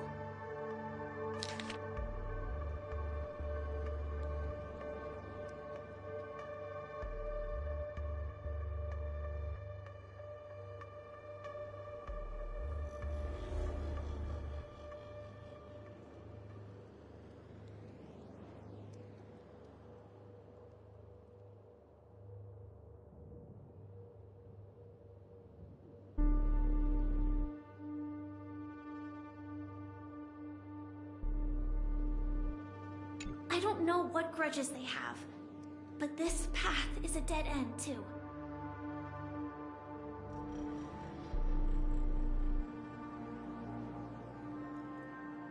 That's probably not possible. Time is running out and she is a master of disguise. And even if we catch her, she won't come quietly.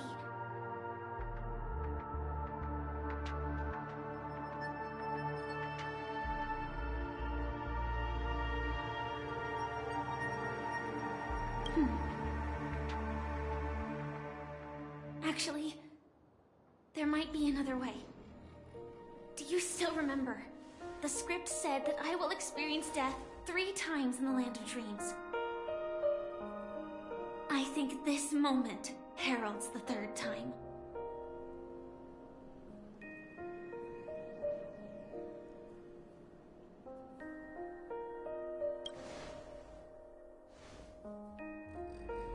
You may already know that I have no way of evoking dreams. I employ a Stellaron Hunter's special method in order to enter dreams instead. This allows me to perform feats that typical dream chasers can't.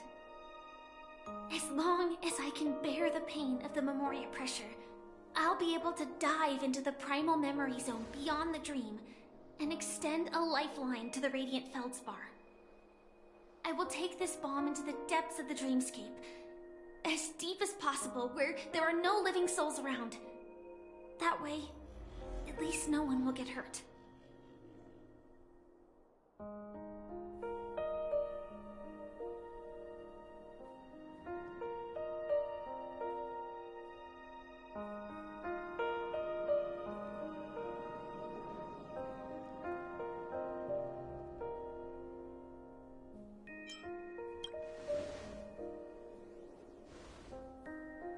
Don't worry. I believe that this Firefly armor will be enough to take me to where I need to go before the countdown ends. And maybe even make it back safely. At present, this is our best and most logical course of action. After all, a long story deserves a happy ending. I have some words to share with you, though they were spoken to me by Miss Acheron. She said that the so-called impossible is merely something that is yet to happen. At the moment, there are so many things that seem impossible, But are they really never going to happen? Maybe it's just that the moment to disprove these impossibilities hasn't arrived yet. Whether it be a literal ending, suffering akin to death, or a harrowing deathscape. Before the appointed destination arrives, they are all the same. Yet I can still make myriad choices. I also firmly believe that when that moment arrives for us to make a choice, the answer to our end will already be within our hearts. It is not destiny that shapes us, but we who shape destiny. The Astral Express and the Stellaron Hunters are like light and shadow. We walk on different paths, intertwined, moving forward and growing together. Maybe the end is predestined, but it is not today. Since things are going too well, let's speed up the countdown. Human life is short, just like fireflies to a flame. So if you have an answer in your heart, always remember, don't leave with any regrets. We have this right, don't we?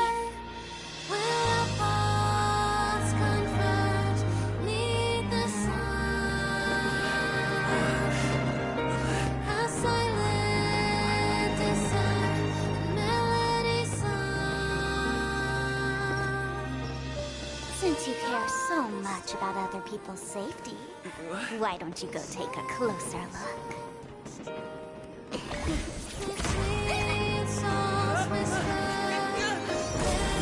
You see, everything is possible in this land of dreams. We each came here with our own goals and realized them in unimaginable ways.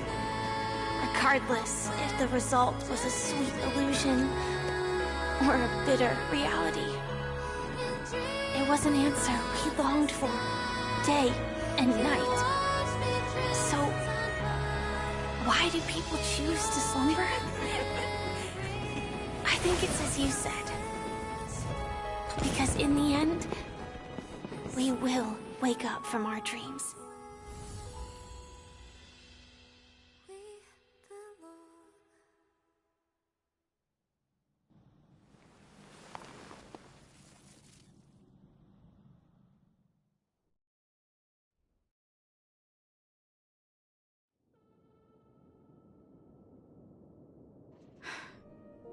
When I arrived, I happened to see a child holding it. He said the flowers were prepared by Aunt Jessie for the watchmaker and the war comrade he'd missed his whole life. Mikhail would place 2 bunches of flowers here year after year. And after he left, it became 3. Your wishes will always be remembered by someone. Now, Penacony, as you hoped, has welcomed the dawn after a long, dark night. The path forward may not be a bed of roses, but at least people are prepared to step forth towards freedom. Tiernan, you can go home now. While the Nameless are also preparing for the next stop of their voyage.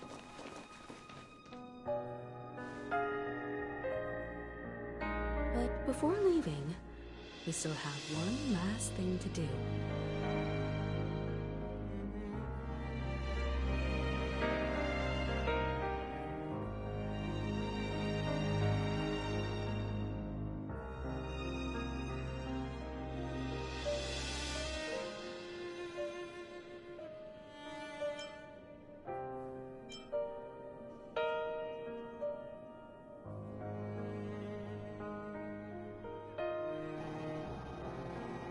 To be honest, I've barely been paying attention to this story since like 19 hours ago. Like, why are these so excessively long?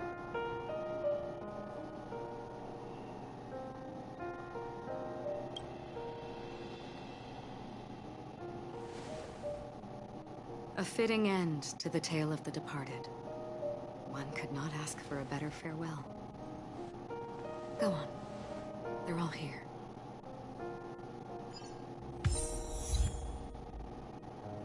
Oh my god, and it's still fucking going.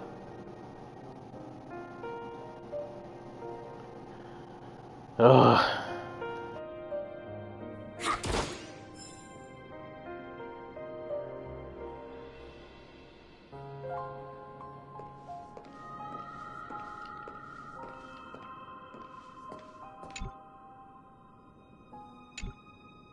Honestly, when I heard the conductor's request, I was pretty surprised. The Nameless. Those who trailblaze, doing good deeds but never seeking recognition. After all this time, how would we even find those 3 people in such a vast place like Penacony? But it seems, in the land of the dreams, anything is indeed possible. History may not remember the names of the dead, but the stars will attest to their journeys. The first glimmer of light in the prolonged night often illuminates little, as it is fleeting and the darkness too vast. But because of this, people will remember. As long as something shines in the night sky, then when the first star falls, countless more will follow, streaking across the horizon.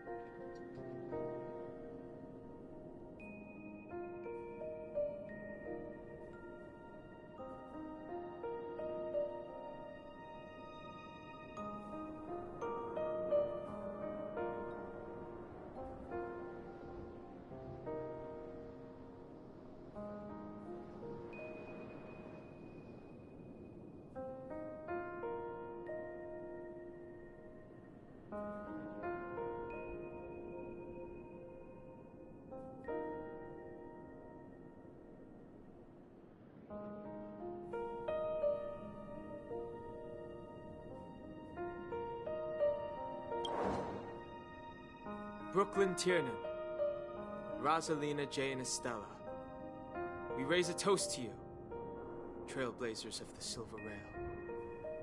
A toast to history that no longer remains silent. The passionate and courageous pursuit, and a voyage that traverses the stars.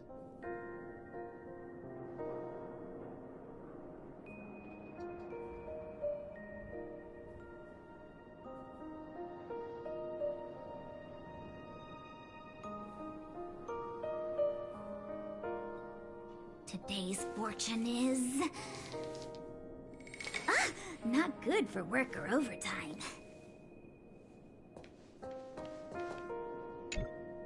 That statue. It wasn't here last time. Looks like this is the last riddle that Mr. Gallagher left for us. In the end, we still failed to figure out his true identity, or if he was even a living person. What should I say? I mean, this guy is definitely a history fictionologist, all right. I'm suddenly reminded of the time at the theme park when he said he was only 13 years old. Could that have meant something too? Either way, he's an enigmatic character for sure. At least our journey together in Penacony was real enough. And his loyalty and love for this land must have been real too, right?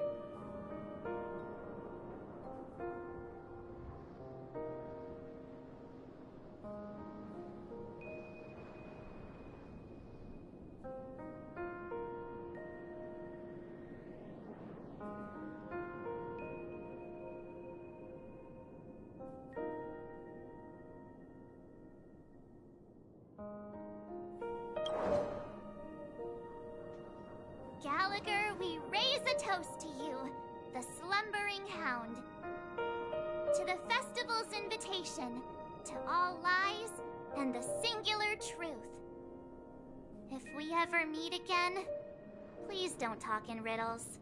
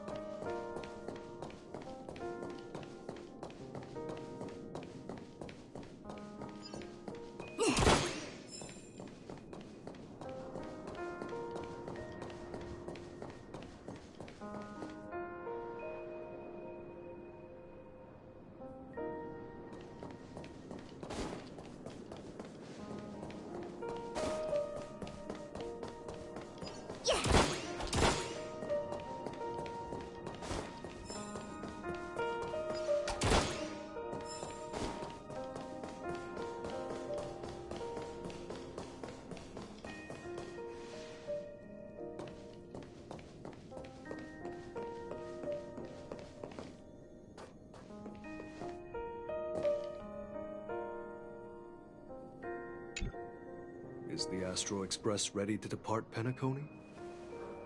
Apologies, Mr. Mika, that we are only now bidding you farewell. Oh, that's all right. You've all done so much for the Watchmaker, and we are forever indebted. Allow me, as the representative of Dreamflux Reef, to make another toast to all the nameless. What will the people of Dreamflux Reef do now? Many will continue to live here. Those accustomed to being awake will mostly have a hard time getting used to a life of darkness with their eyes closed. Though the order has faded, there must be someone to watch over this primal memory zone. Penacony's nights are long, and there are many who are still far from a good night's sleep. As for the sweet dream over there, we're still managing without it, aren't we?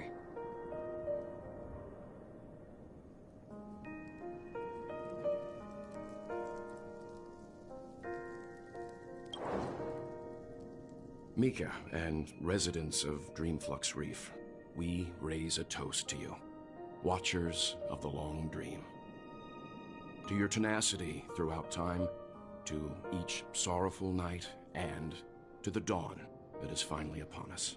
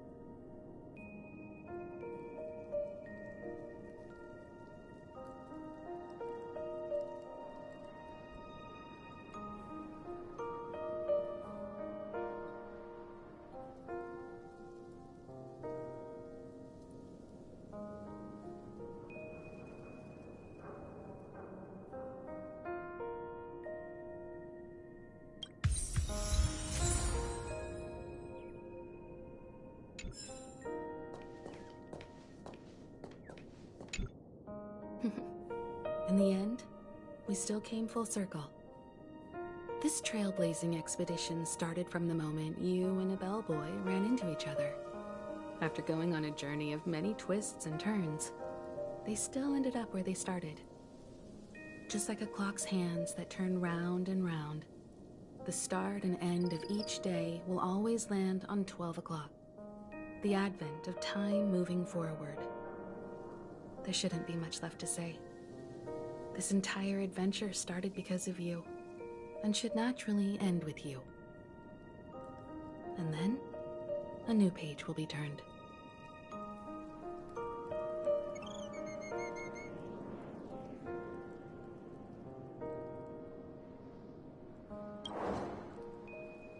Mikhail Char Legwork, we raise a toast to you, watchmaker of the Land of the Dreams, nameless of the Astral Express.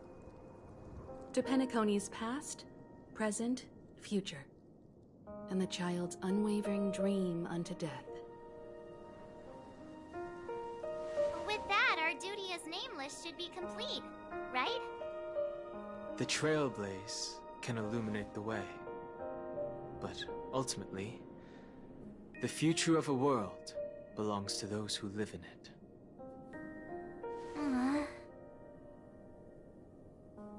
I still feel that Mr. Mikhail must have really wanted to witness this day himself. What's on your mind, March? Just a strange feeling. I had it a few stops ago, but it's super strong this time. Why not talk about it? Maybe everyone's thinking the same thing. I can't help but think that whether it's Mr. Mikhail, Mr. Tiernan, or Madame Rosalina, their lives must have been long, and they must have experienced plenty of stories. They were also young once, stumbling and bumbling around just like us, getting into scraps and mischief, that sort of stuff. Companions, enemies, journeys, adventures, all the sad and happy memories. The everyday that we're used to, they've lived through them too. But those things are all in the past.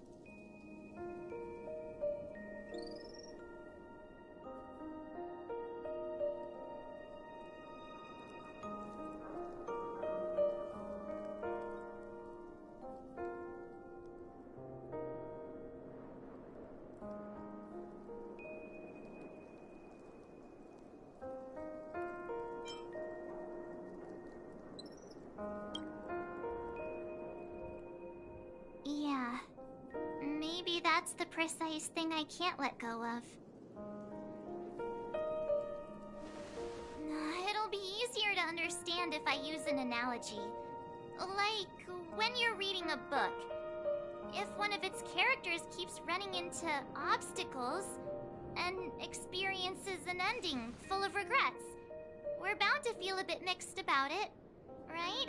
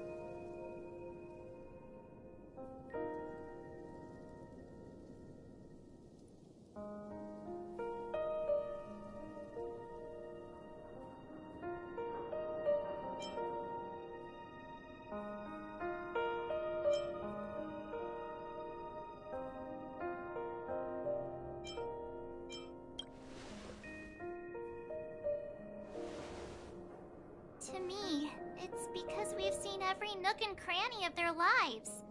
We see these people as special. So, even if there are parts of it that aren't really realistic nor logical, we still hope that their story gets a good ending when it comes. But what if they and we aren't really that special?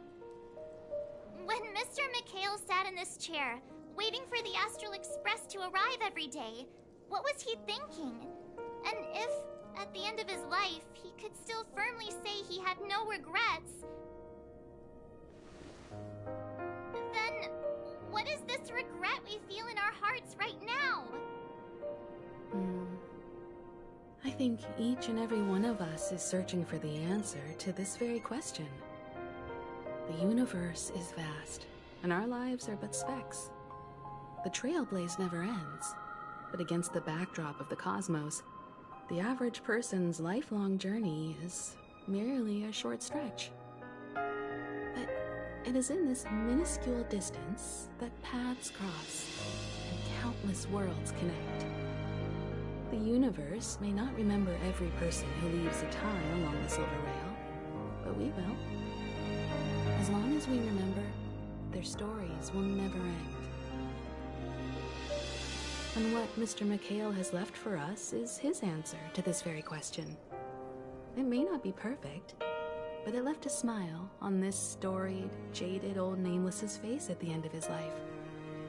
And its meaning will be interpreted by those who come after us. It's not the answer that's important, but what we can learn from others' answers, right?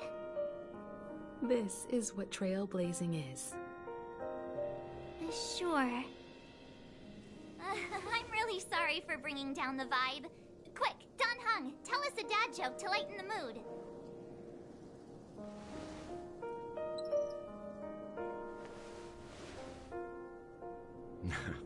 It's never a bad thing to reflect. One day, we'll all have to face our own farewells. But before that, we still have a long way ahead of us together. So the most important thing right now is to tell the conductor what we saw in Penacony.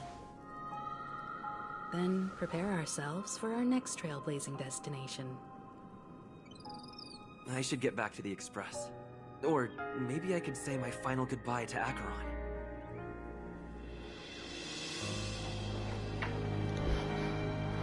For fuck's sake, how long are they gonna drag this shit on?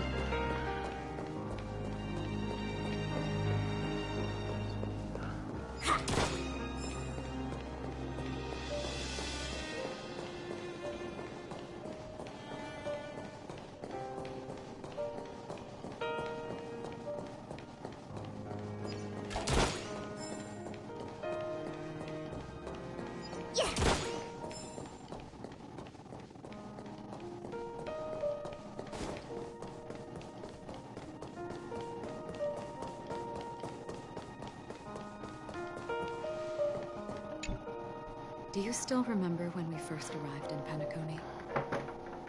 Who would have thought our paths would cross in such a way?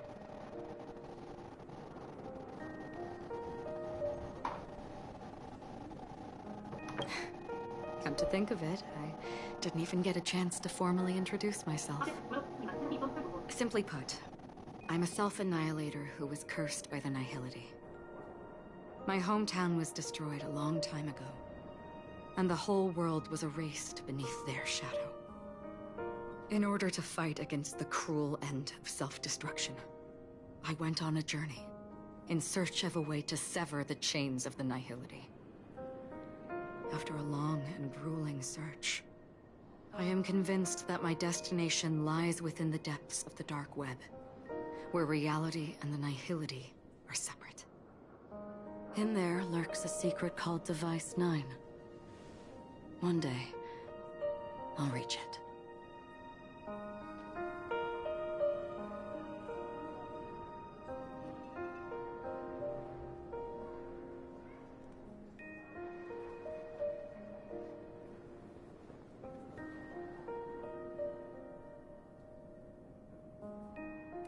The ocean of stars is vast, and given our destinations, I'm afraid our paths may not cross again.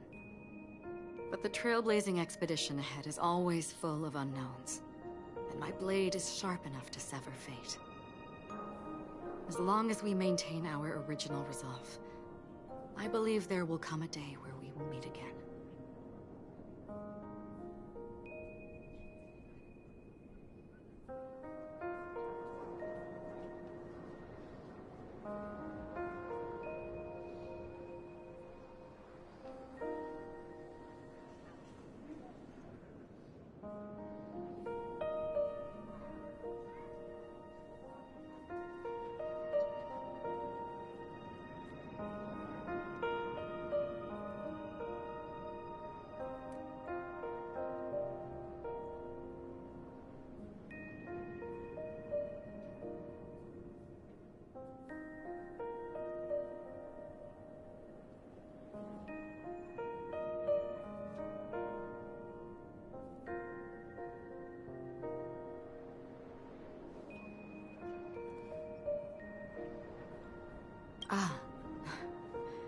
In that case, I must apologize for my rudeness.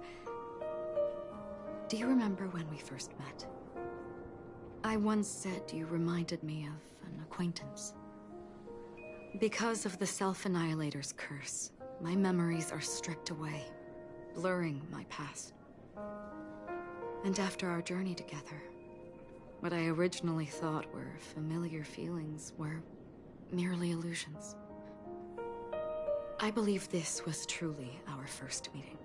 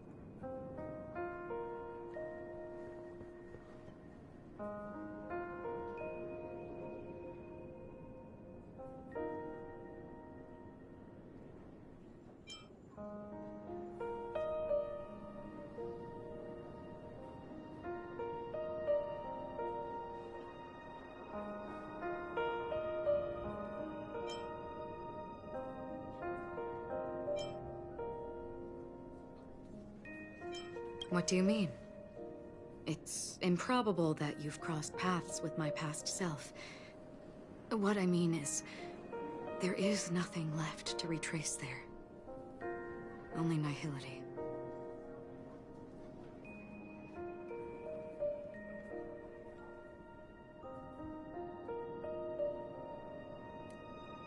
I see. You've also had a similar experience? Then you should know that this me and your memory of me are not the same person.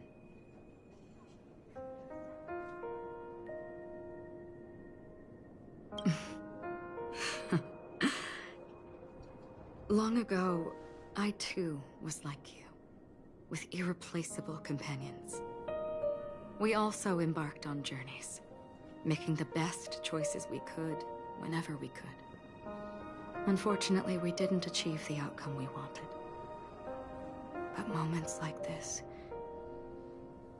make me feel like they never even left. In this universe, there exist countless worlds that are similar yet different, and countless people who are alike yet distinct. I too have wandered alone, encountering acquaintances on strange worlds, seeing their silhouettes overlap with my past. In your opinion, what does this déjà vu mean?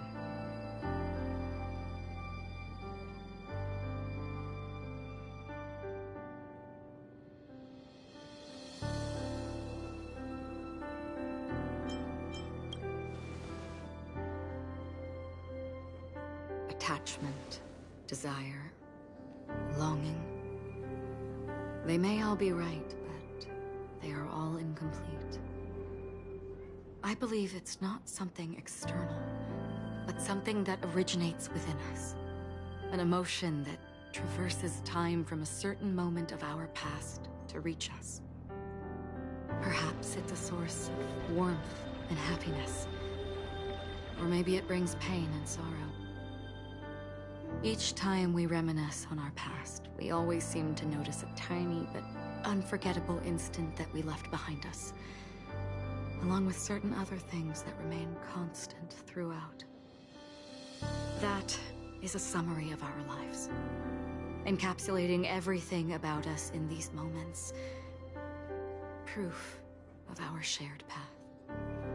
Within them, we glimpse our own essence, and thus, we truly exist. Just like everyone in this story, hurtling onwards along the path of destiny with passion and courage for the things that breathe meaning into their lives. Set forth on your voyage without hesitation, Nameless. On the path of the Trailblaze. Even if the ending has been predetermined, that's fine. There are countless things that humans cannot change. But before that, on the road towards the end, there are still many things that we can do. And because of this, the end will thus reveal a completely different meaning. This is the meaning of Journey. All those things, beautiful before, are still so now. And I believe it will still bloom at the end of the Nihility. Until we meet again beneath the sun's rays.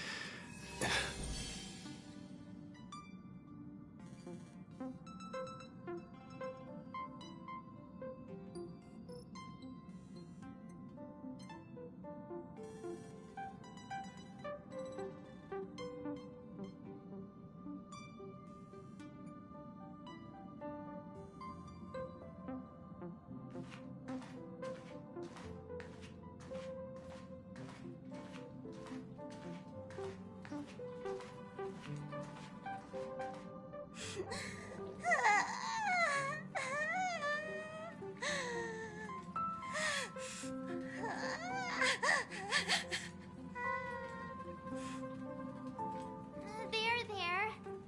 Chin up, Pom-Pom. Don't be sad. Don't cry. Wow.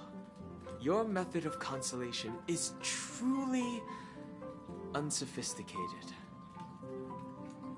Still better than just standing there like a scarecrow.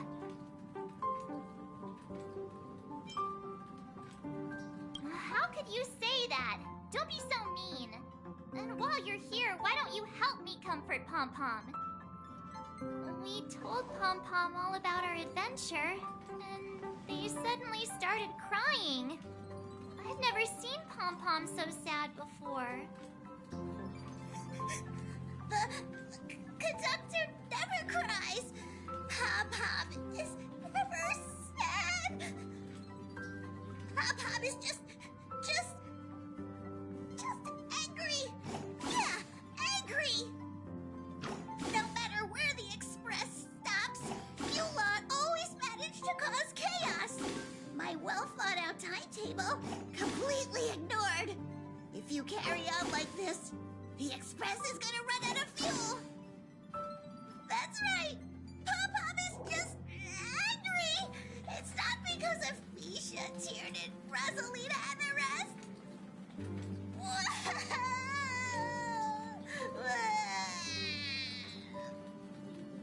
It's okay.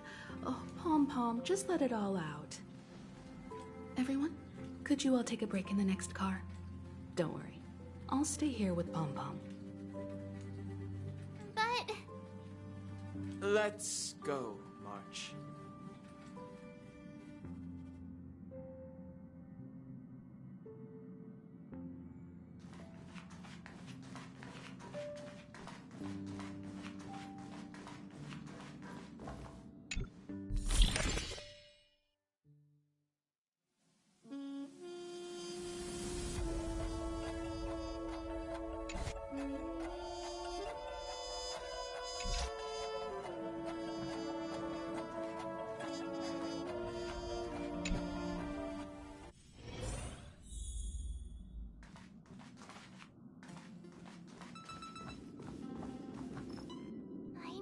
expected Pom-Pom would be so distraught.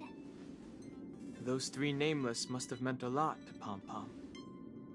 No one knows exactly when Pom-Pom boarded the Express, but one can surmise that their journey has been filled with many hellos and goodbyes. Probably more than we can imagine.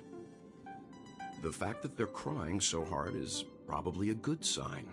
It proves that Pom-Pom's emotions haven't become dulled by the grind of time. They still deeply cherish every nameless who has boarded the Express and value every journey shared with them. Leave it to Himiko. When it comes to comforting, there's no one better on the Express.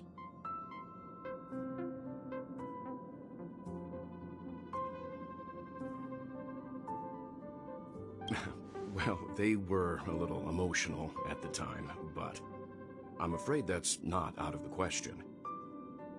Since you joined us, the Express has stayed longer than anticipated at every stop along the way, and to ensure that everyone always makes it back on board, Pom-Pom has had no choice but to delay the warp jump schedule.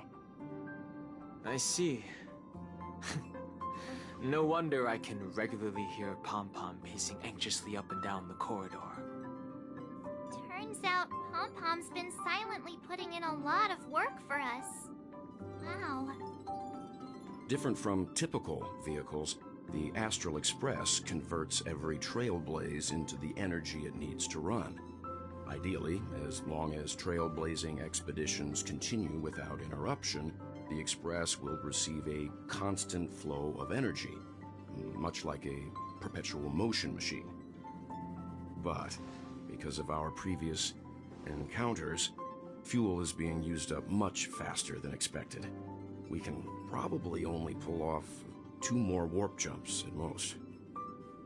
Only 2 more? Isn't that super risky?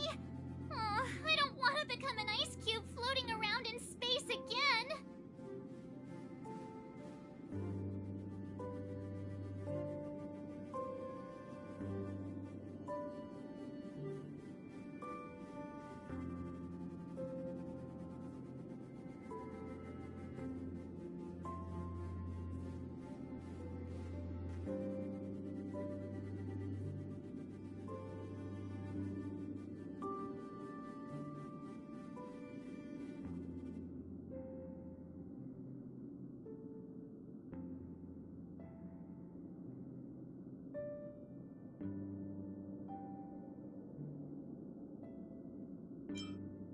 How about we shove you back in the space station's computer then? Which also means that we must prudently consider our next destination. Yes, I've already checked the astral charts. The 2 nearest worlds to us are the oceanic planet of Lushaka and the agate world, Melustanen. As for which one we're headed to, that still requires a vote. Or perhaps you might consider a suggestion.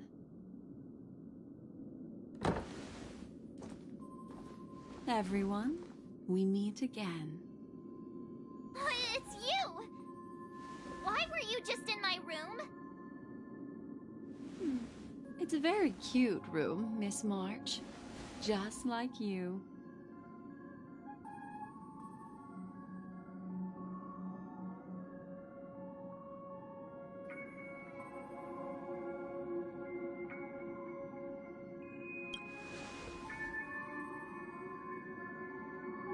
Memo Keeper, let's put aside how you managed to sneak past everyone and board the Express for now.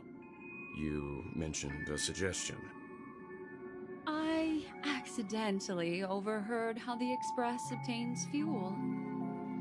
I just wanted to chat with everyone to see if we could work together. But now, it appears my suggestion could be the very lifeline that saves everyone. Please speak candidly. Depending on what you say, we could very well ask you to disembark. Ah, the Permanence's descendant. What a charming little dragon, especially with those mired memories of yours. But I digress. If the Astral Express is in urgent need of a special trailblazing expedition to recharge its engine, have you all considered this? Perhaps your destination could be a world that even the renowned Aki Vili never reached. Should you be able to lay down a new stretch of silver rail, the Express may never have to worry about energy ever again. Trailblazing to a world that even Akivili has never been to? Is that possible? Continue, Memo Keeper. This destination of which you speak, what sort of world is it? A world that many across the universe don't even know exists. A world hidden away from outside observation. Its presence only revealed by the light from the mirror of the Garden of Recollection. A world fettered by 3 paths, its destiny hanging in the balance. The Eternal Land, Amphorius.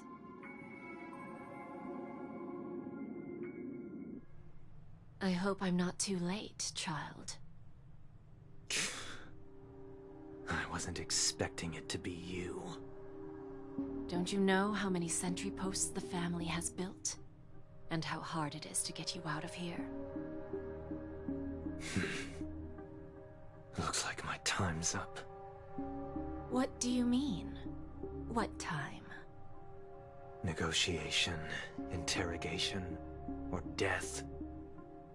My fate lies entirely in your hands, Lady Bonajade. The dance is done. Why bother with the compassionate pretense and give someone who's about to die the chance to talk? Despite your fall from grace, you still look well.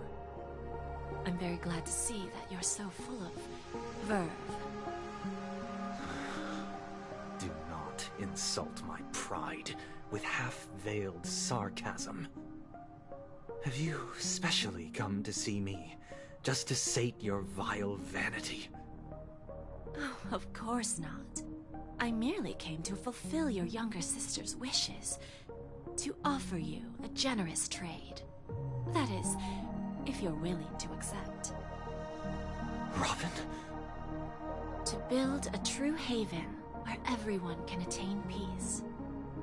That's the oath between you siblings, isn't it? If I told you there was still a chance to realize this vow, would you be willing to talk to me then?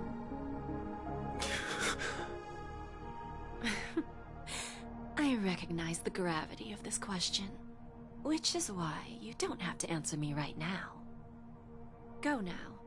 You are free, O Chosen One, who dare to exceed his bounds, sever your wings, descend to the mortal realm, and walk their lands. See what this world is truly like. I will not accept your charity. As I mentioned earlier, it's a trade, and you don't have to give me an answer right now. Rewards are not reaped in a day, and if there's one thing I'm best at, it's waiting. The sweet dream still continues, and the night is still long. You have plenty of time to contemplate your answer. A word of advice for you before we part ways. A word of warning from someone who's been in your shoes before.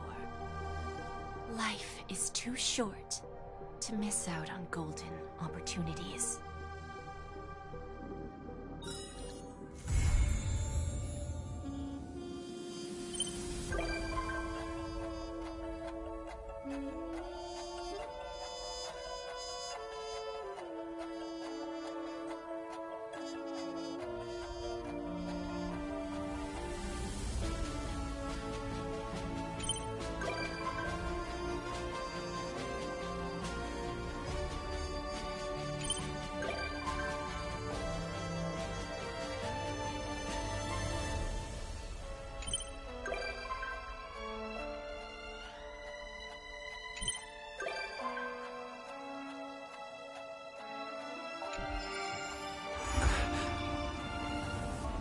Argenti was already a visitor.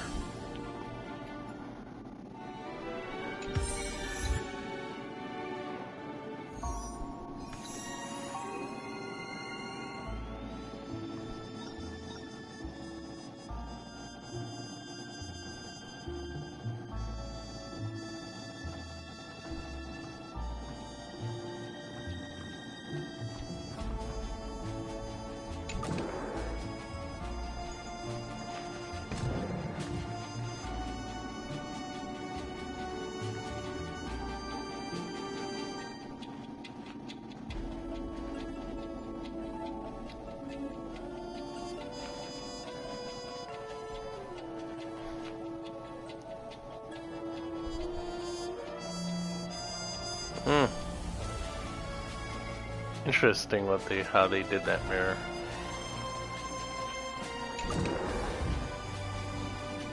I think they could have afforded to made it ray traced though.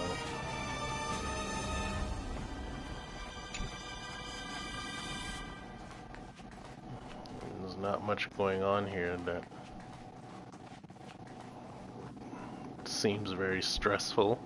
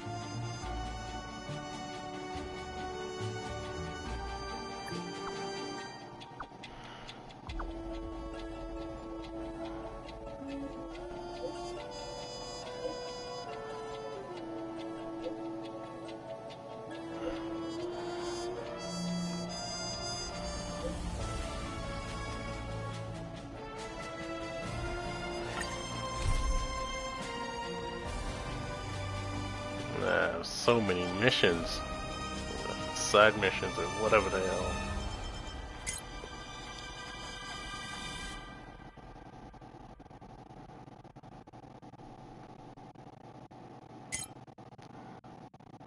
I still gotta do that.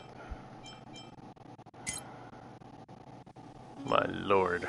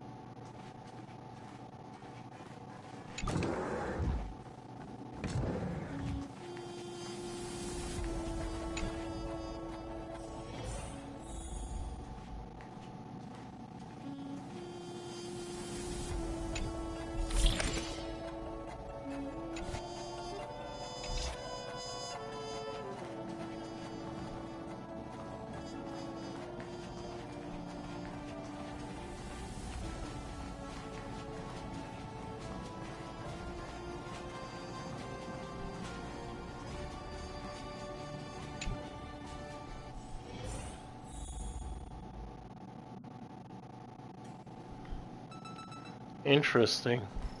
I don't think I've ever been to this part of the car before. I'm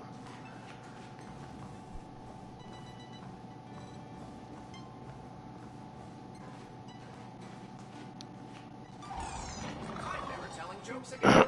My simulation circuits have taken up smoking.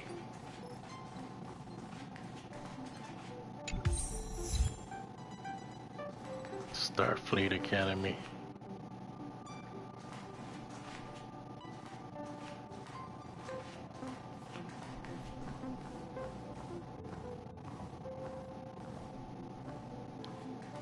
Interesting.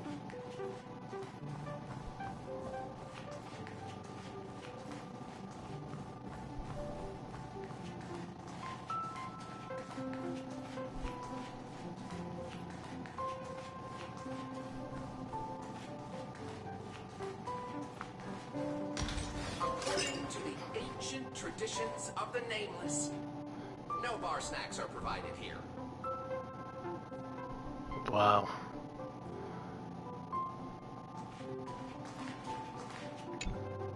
Amphorius, the Eternal Land. There's no record of this world in the databank. Not even a mention of its name. Yeah, that's what Miss Black Swan said.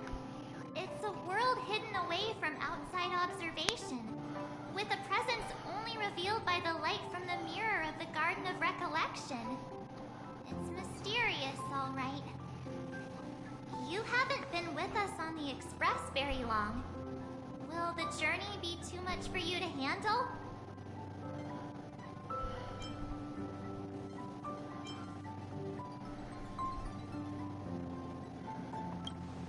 Huh? Has it been that long? There's no need to be nervous. I understand that it may be difficult for us today to wrap our heads around the idea that there's a world Akavili didn't venture into. But a journey like that was only routine to the Express crew back then. After all, to trailblaze is to explore the universe's boundaries. We should consider Pom-Pom's opinion, too. They don't know we're considering Amphorius as a destination. Sure, I'll take care of it. That said, Pom-Pom usually stays out of discussions about destinations. The final decision will likely still be on us to make. In that case, we'd best take the time to think this over. Yeah! Even if we pass Amphorius over, we've still got a fuel problem to solve.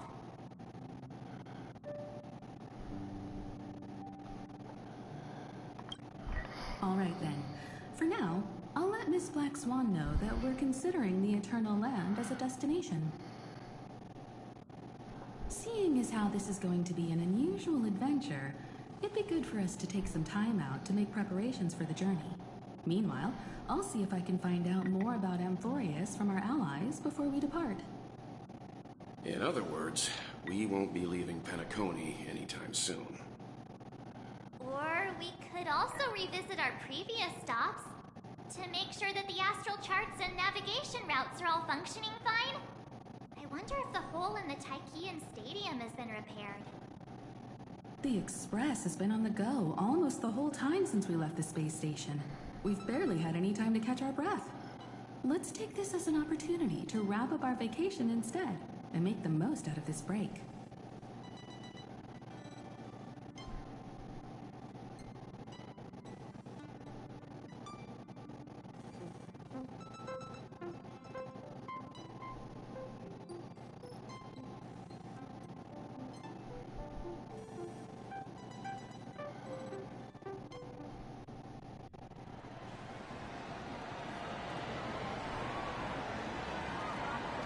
Creating chaos is also a means of maintaining social stability, if you ask me. If you have the time for mindless gossip, you're probably better off spending it on getting actual work done. They say this is all part of ongoing investigation. Is there even any point to doing this? The threat's long been neutral. They're just putting on a show. I mean, look at this. Sudden surge in inter-family cooperative efforts. It's nothing but a pretense for those outsiders, isn't it? Sounds like you've got insider intel. Now I'm curious. Are the stories going around true? Was the furor that broke out a while ago really a result of trouble within the Oak family? Those are some difficult questions. Didn't I just say that creating chaos is also a means to maintaining social stability? Now, who knows what Vanity is? But there are a dozen rumors going around out there, each one more outlandish than the last. Oh, I've heard those. Conspiracy theories about how the IPC had orchestrated everything and... what was it again? That the chaos was only quelled because of an accident? Makes no sense. So what's the lowdown? Well, the truth has probably been long buried under all the hearsay. All I can say for sure is that someone's taken the rap for it. You mean the former Oak family head? Bingo. Most of the blame was pinned on him when the Charmony Festival was abruptly cancelled. Since then, not a single soul seen him. Heck, forget his whereabouts. Nobody even knows if he's still alive. Talk about scary. For all we know, we might have watched something go down in history. Like what happened to the Black Plum family back then. Without even realizing it. I've heard another theory about that family head, though. I beg your pardon, sirs. Dreamweavers are carrying out inspections on the routes around here, and all affected facilities have been closed off. Kindly take a detour in the meantime. What happened? Is this because of the Stellaron? Jeez. Are we Penaconians never gonna dream in peace again? There is no cause for alarm, sir. The Stellaron has already been sealed.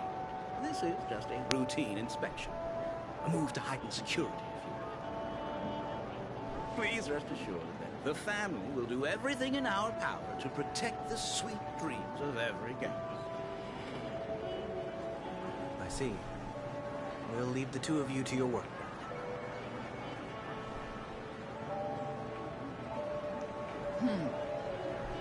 Excuse me, sir. Have we met before? Oh. Do you recall when or where we might have met?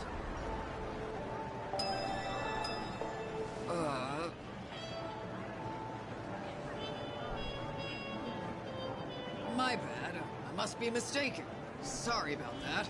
Sweet dreams to both of you, sirs.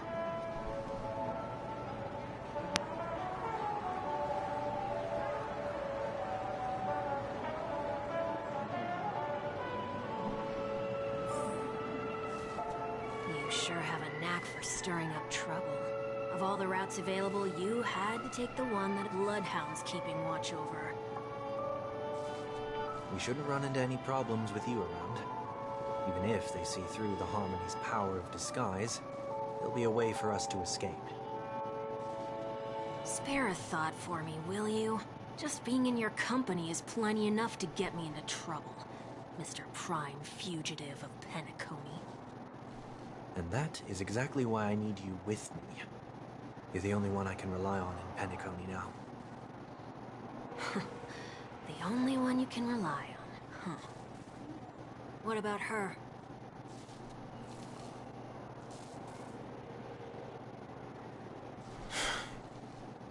At least, she was spared from the consequences of my actions. What a shame, huh? Why do you say that? Just thought that being mean might be more effective than consoling you. I've seen plenty like you. Eager for everyone to take you to task after a setback because that's the only way you'll feel better. As though the more they condemn you, the more likely you can rectify your mistake. That said, if I'd really wanted to hit you where it hurts, I'd use a different approach. Like a show of sympathy, for example. You're right. I won't deny that. She should still be in Penacony. Aren't you going to look for her? That won't be necessary. I'm sure you already know why, considering your vested interest in reading my thoughts. I can't bring myself to see her when I'm a fugitive. All right, then let's keep going. Helping a fugitive return to their home. So exciting.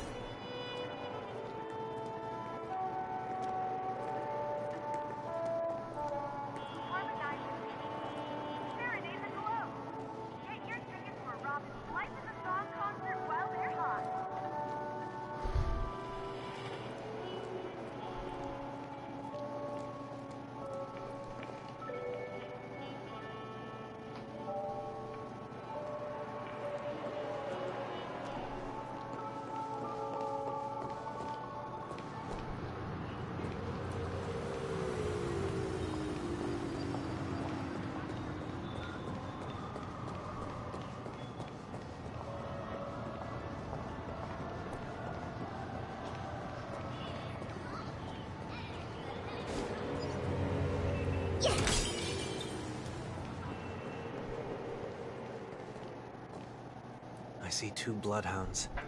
They appear to be on official business, unlike the pair from earlier. What's happening at Ideen Park? Hey! Hey! In case you didn't notice, I can't see anything.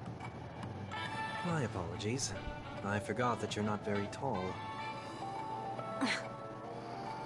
Remind me, why do I have to make this trip with you again? We've been through this. You're the only one I can turn to now. Besides, we once lived a cat-and-dog existence. Embroiling you in my affairs won't weigh on my conscience. You certainly don't have much of one if you can bring yourself to say something like that. Yet you will repay this favor all the same. After all, you're only alive today because of me. You owe me that much. Holy moly! Can you get any more conceited? When you were abandoned in the wild and near your end, I showed you a way to survive and helped you escape the jaws of death. When you were at your wit's end and felt lost about your future, I did everything within my power to help you safeguard your position in the family. Okay, I get it already. You have a way with words, I'll give you that. Still, it's one thing to repay a favor, quite another to knowingly put myself in harm's way. I don't understand. Why are you hell-bent on going back to Penacony? Is this an IPC mission? Did they make you a deal? You can have your freedom back, but in return you must turn against all whom you once called family or something like that? Regrettably, Lady Bonajade didn't drop so much as a hint about it. Go now. You are free, O Chosen One, who dared to exceed his bounds. Sever your wings, descend to the mortal realm, and walk their lands. See what this world is truly like. I will not accept your charity. As I mentioned earlier, it's a trade, and you don't have to give me an answer right now. Rewards are not reaped in a day, and if there's one thing I'm best at, it's waiting. The sweet dream still continues, and the night is still long. You have plenty of time to contemplate your answer. She only left me with a most intriguing message before setting me free. As for whether I can afford the price of my freedom, I'll only know when I find out what it is. But nothing good ever comes out of being in the IPC's debt. I'll cross that bridge when I get to it. For now, there's still some time before that payment is due. So why not exercise the right to freedom that I've just regained? By walking straight into a trap? Or by making amends for past deeds. When it's time to go, this will be farewell for good. So, before I leave Penacony, I'd like to take some time to look back on all the events that have taken place. Can't you just look back on it from a distance? There's something else I want to do too. The embryo of philosophy may have fallen, but the order in Penacony wasn't built in a day. This sweet dream is likely to still contain residual traces of the Oak family's influence. Get off your high horse. The other 4 families are more than capable of working things out on their own. I might have gone astray, but others shouldn't have to clean up after my mistakes. Then you should also know that the IPC isn't gonna help you a second time. If you fall into the family's hands again, you're done for. You know how it is. Old habits die hard. The tie should be on the center line. The shirt must not protrude from the vest. Trouser creases should be perfectly straight, and always aligned with the tips of your shoes. We should always ensure that everything is in order before walking out the door. The same applies when bidding my home farewell, too. But what has Ideen Park got to do with you? Don't tell me that the Founder is one of your disguises. I'm not that old. Oh, come on. Take a joke, will ya? Today's fortune is... not good for work or overtime.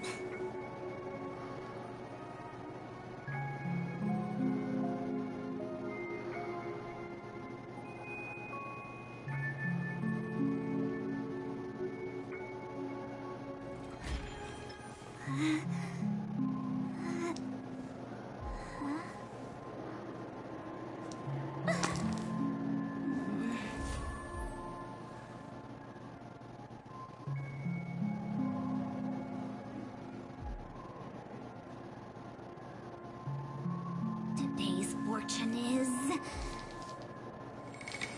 not good for work or overtime.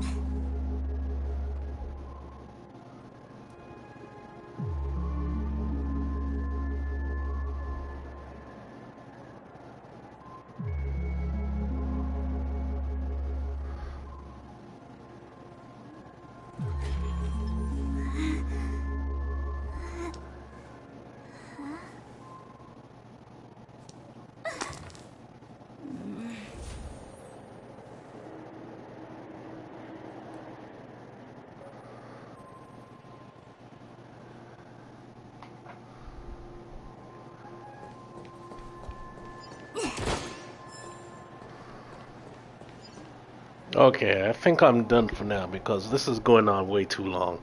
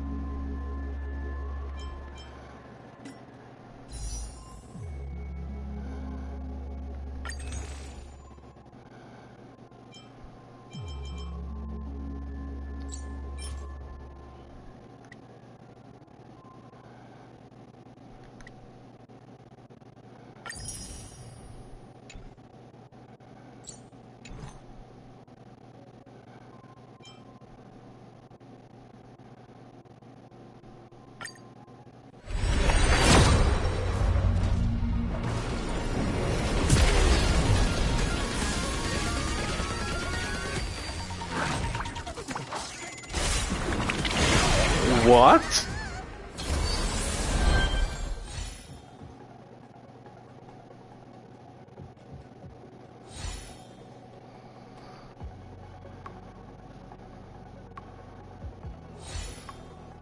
It's probably a standard character. Or a weapon.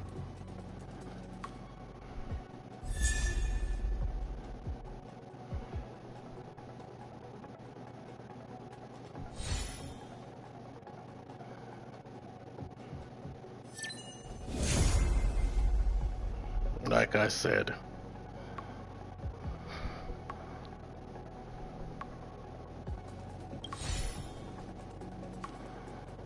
Well, look at that, I got a Bronya.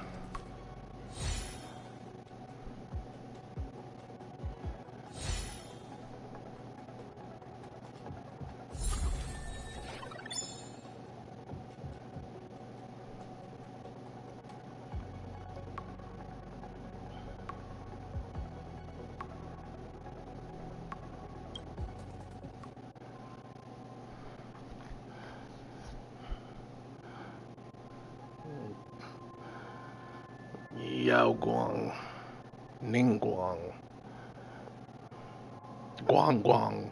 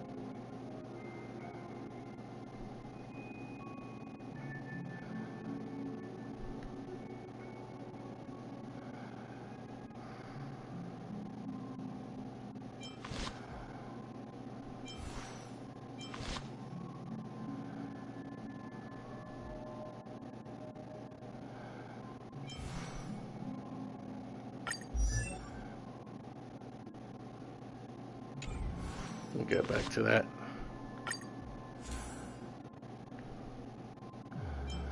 Jeez, how many people are they gonna put on the same path?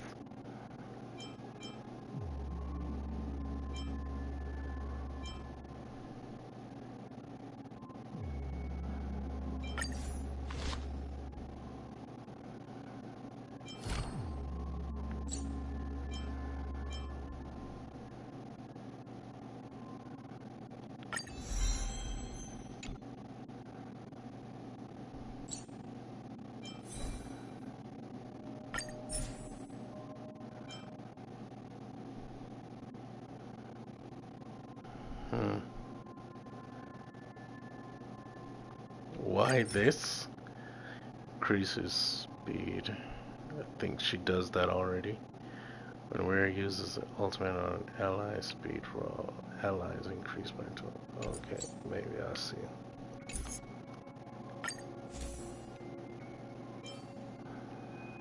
Increases wind damage after the use ultimate. Their action is advanced forward by 25%.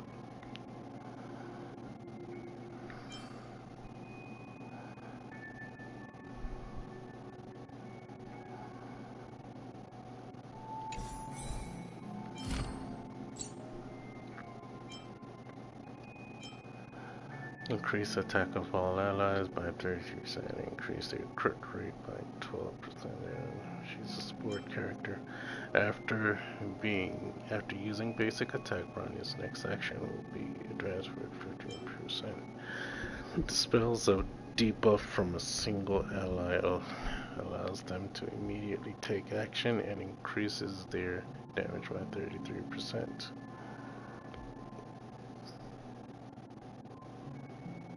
This skill is used on Bronya herself. She cannot immediately take action again. Deals wind damage equal to 50% of Bronya's attack.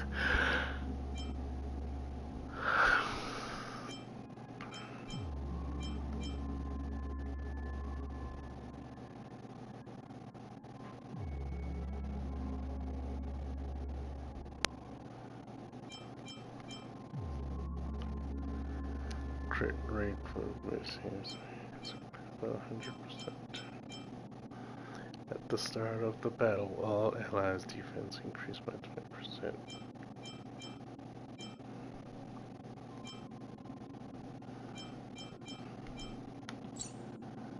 And why is this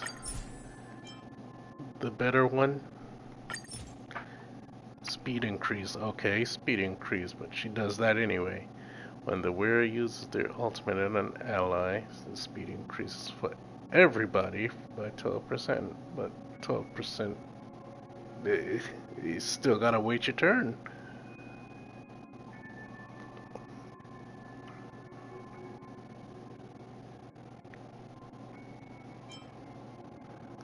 Increases the wearer's effect resistance by 10% when the wearer's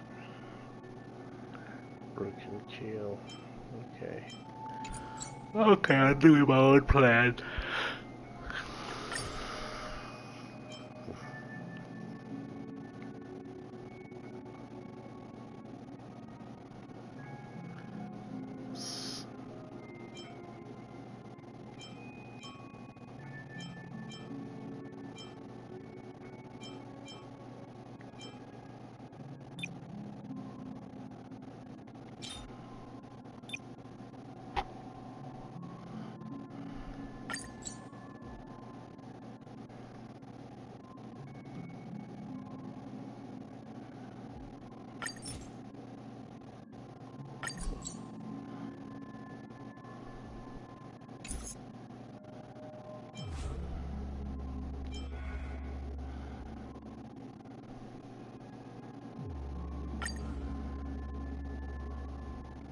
Madeline Reader.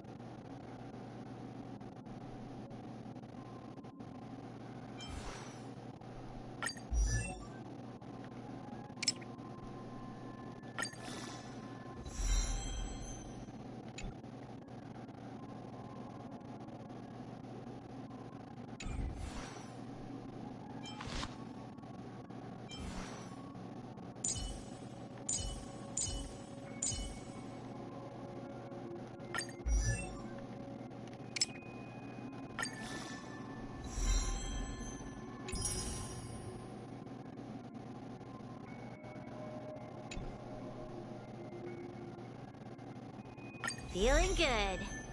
I must stay focused.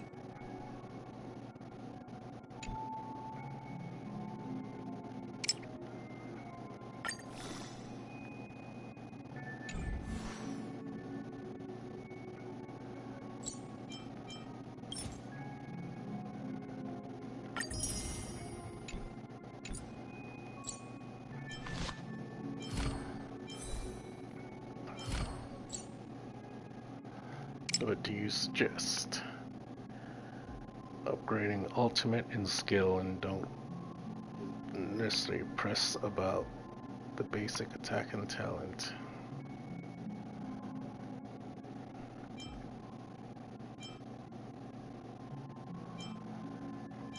So skill and ultimate.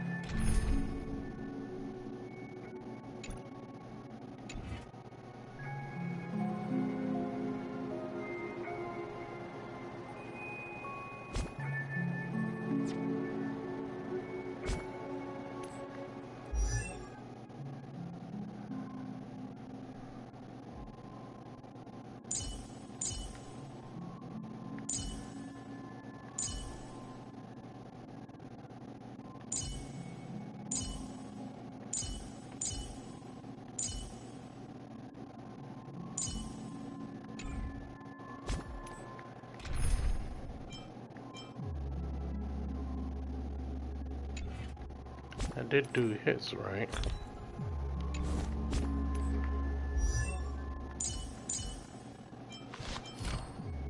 Yeah.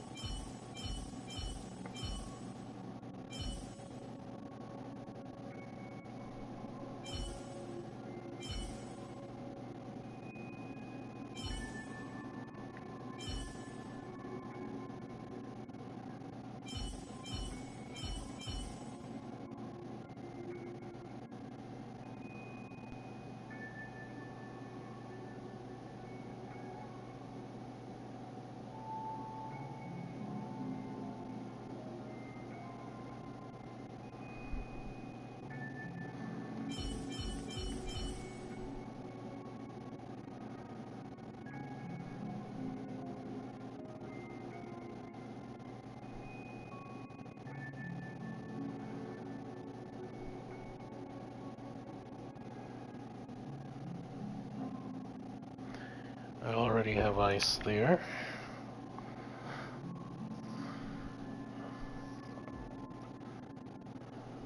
I don't have a physical. Don't have a wind. But he's weak as hell.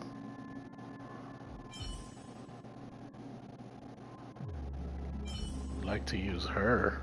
Shit. But she's weak too.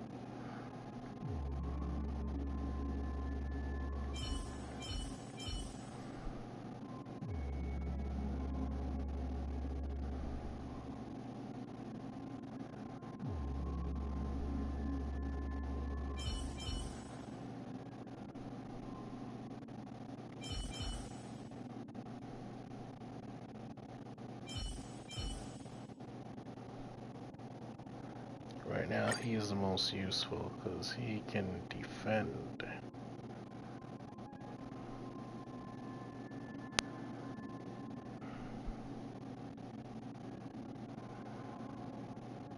And defend pretty adequately for being as low a level as he is.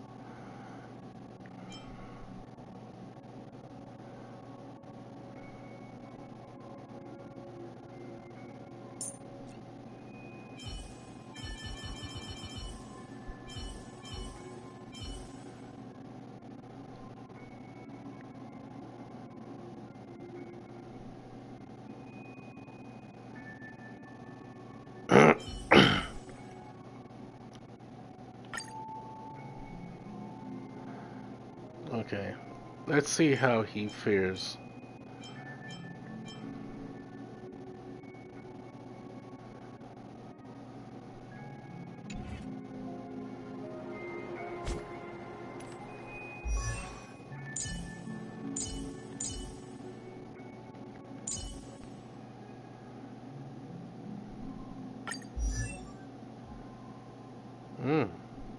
These newborn scales grow ever harder.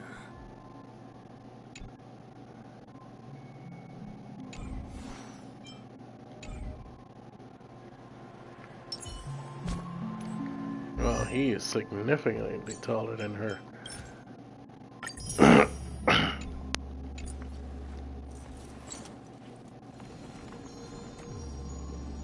Interesting. I'll always protect.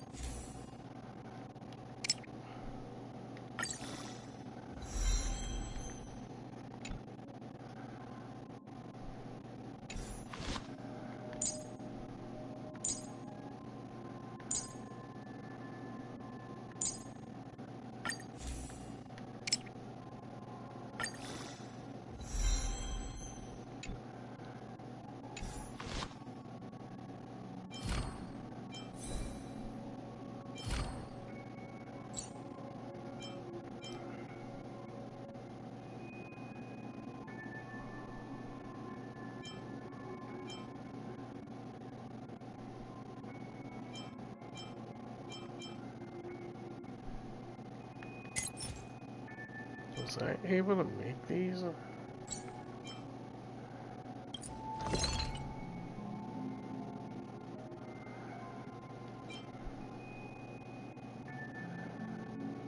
I can, but not with my precious resources.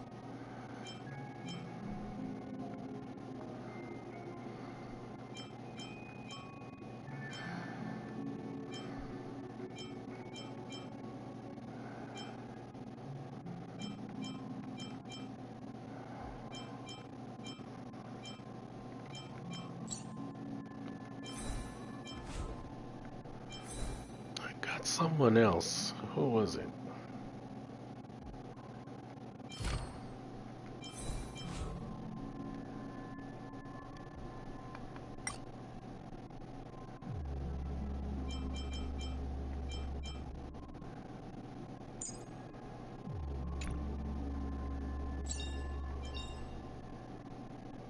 Unknown to each other, yet united in purpose, we make the same choices.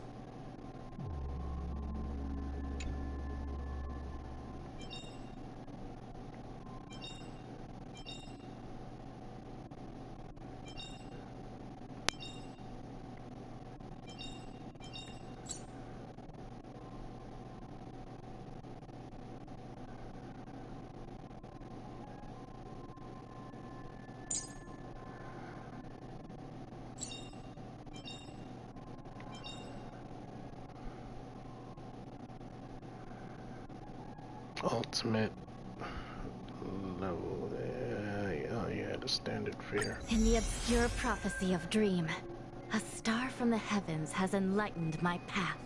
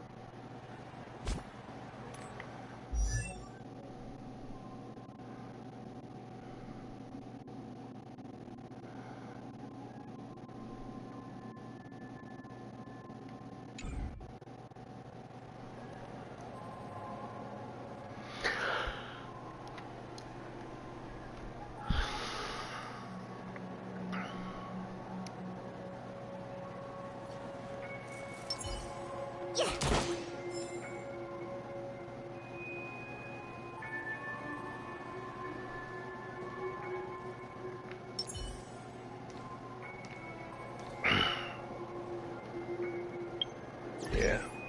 Later. Another day. Goodbye.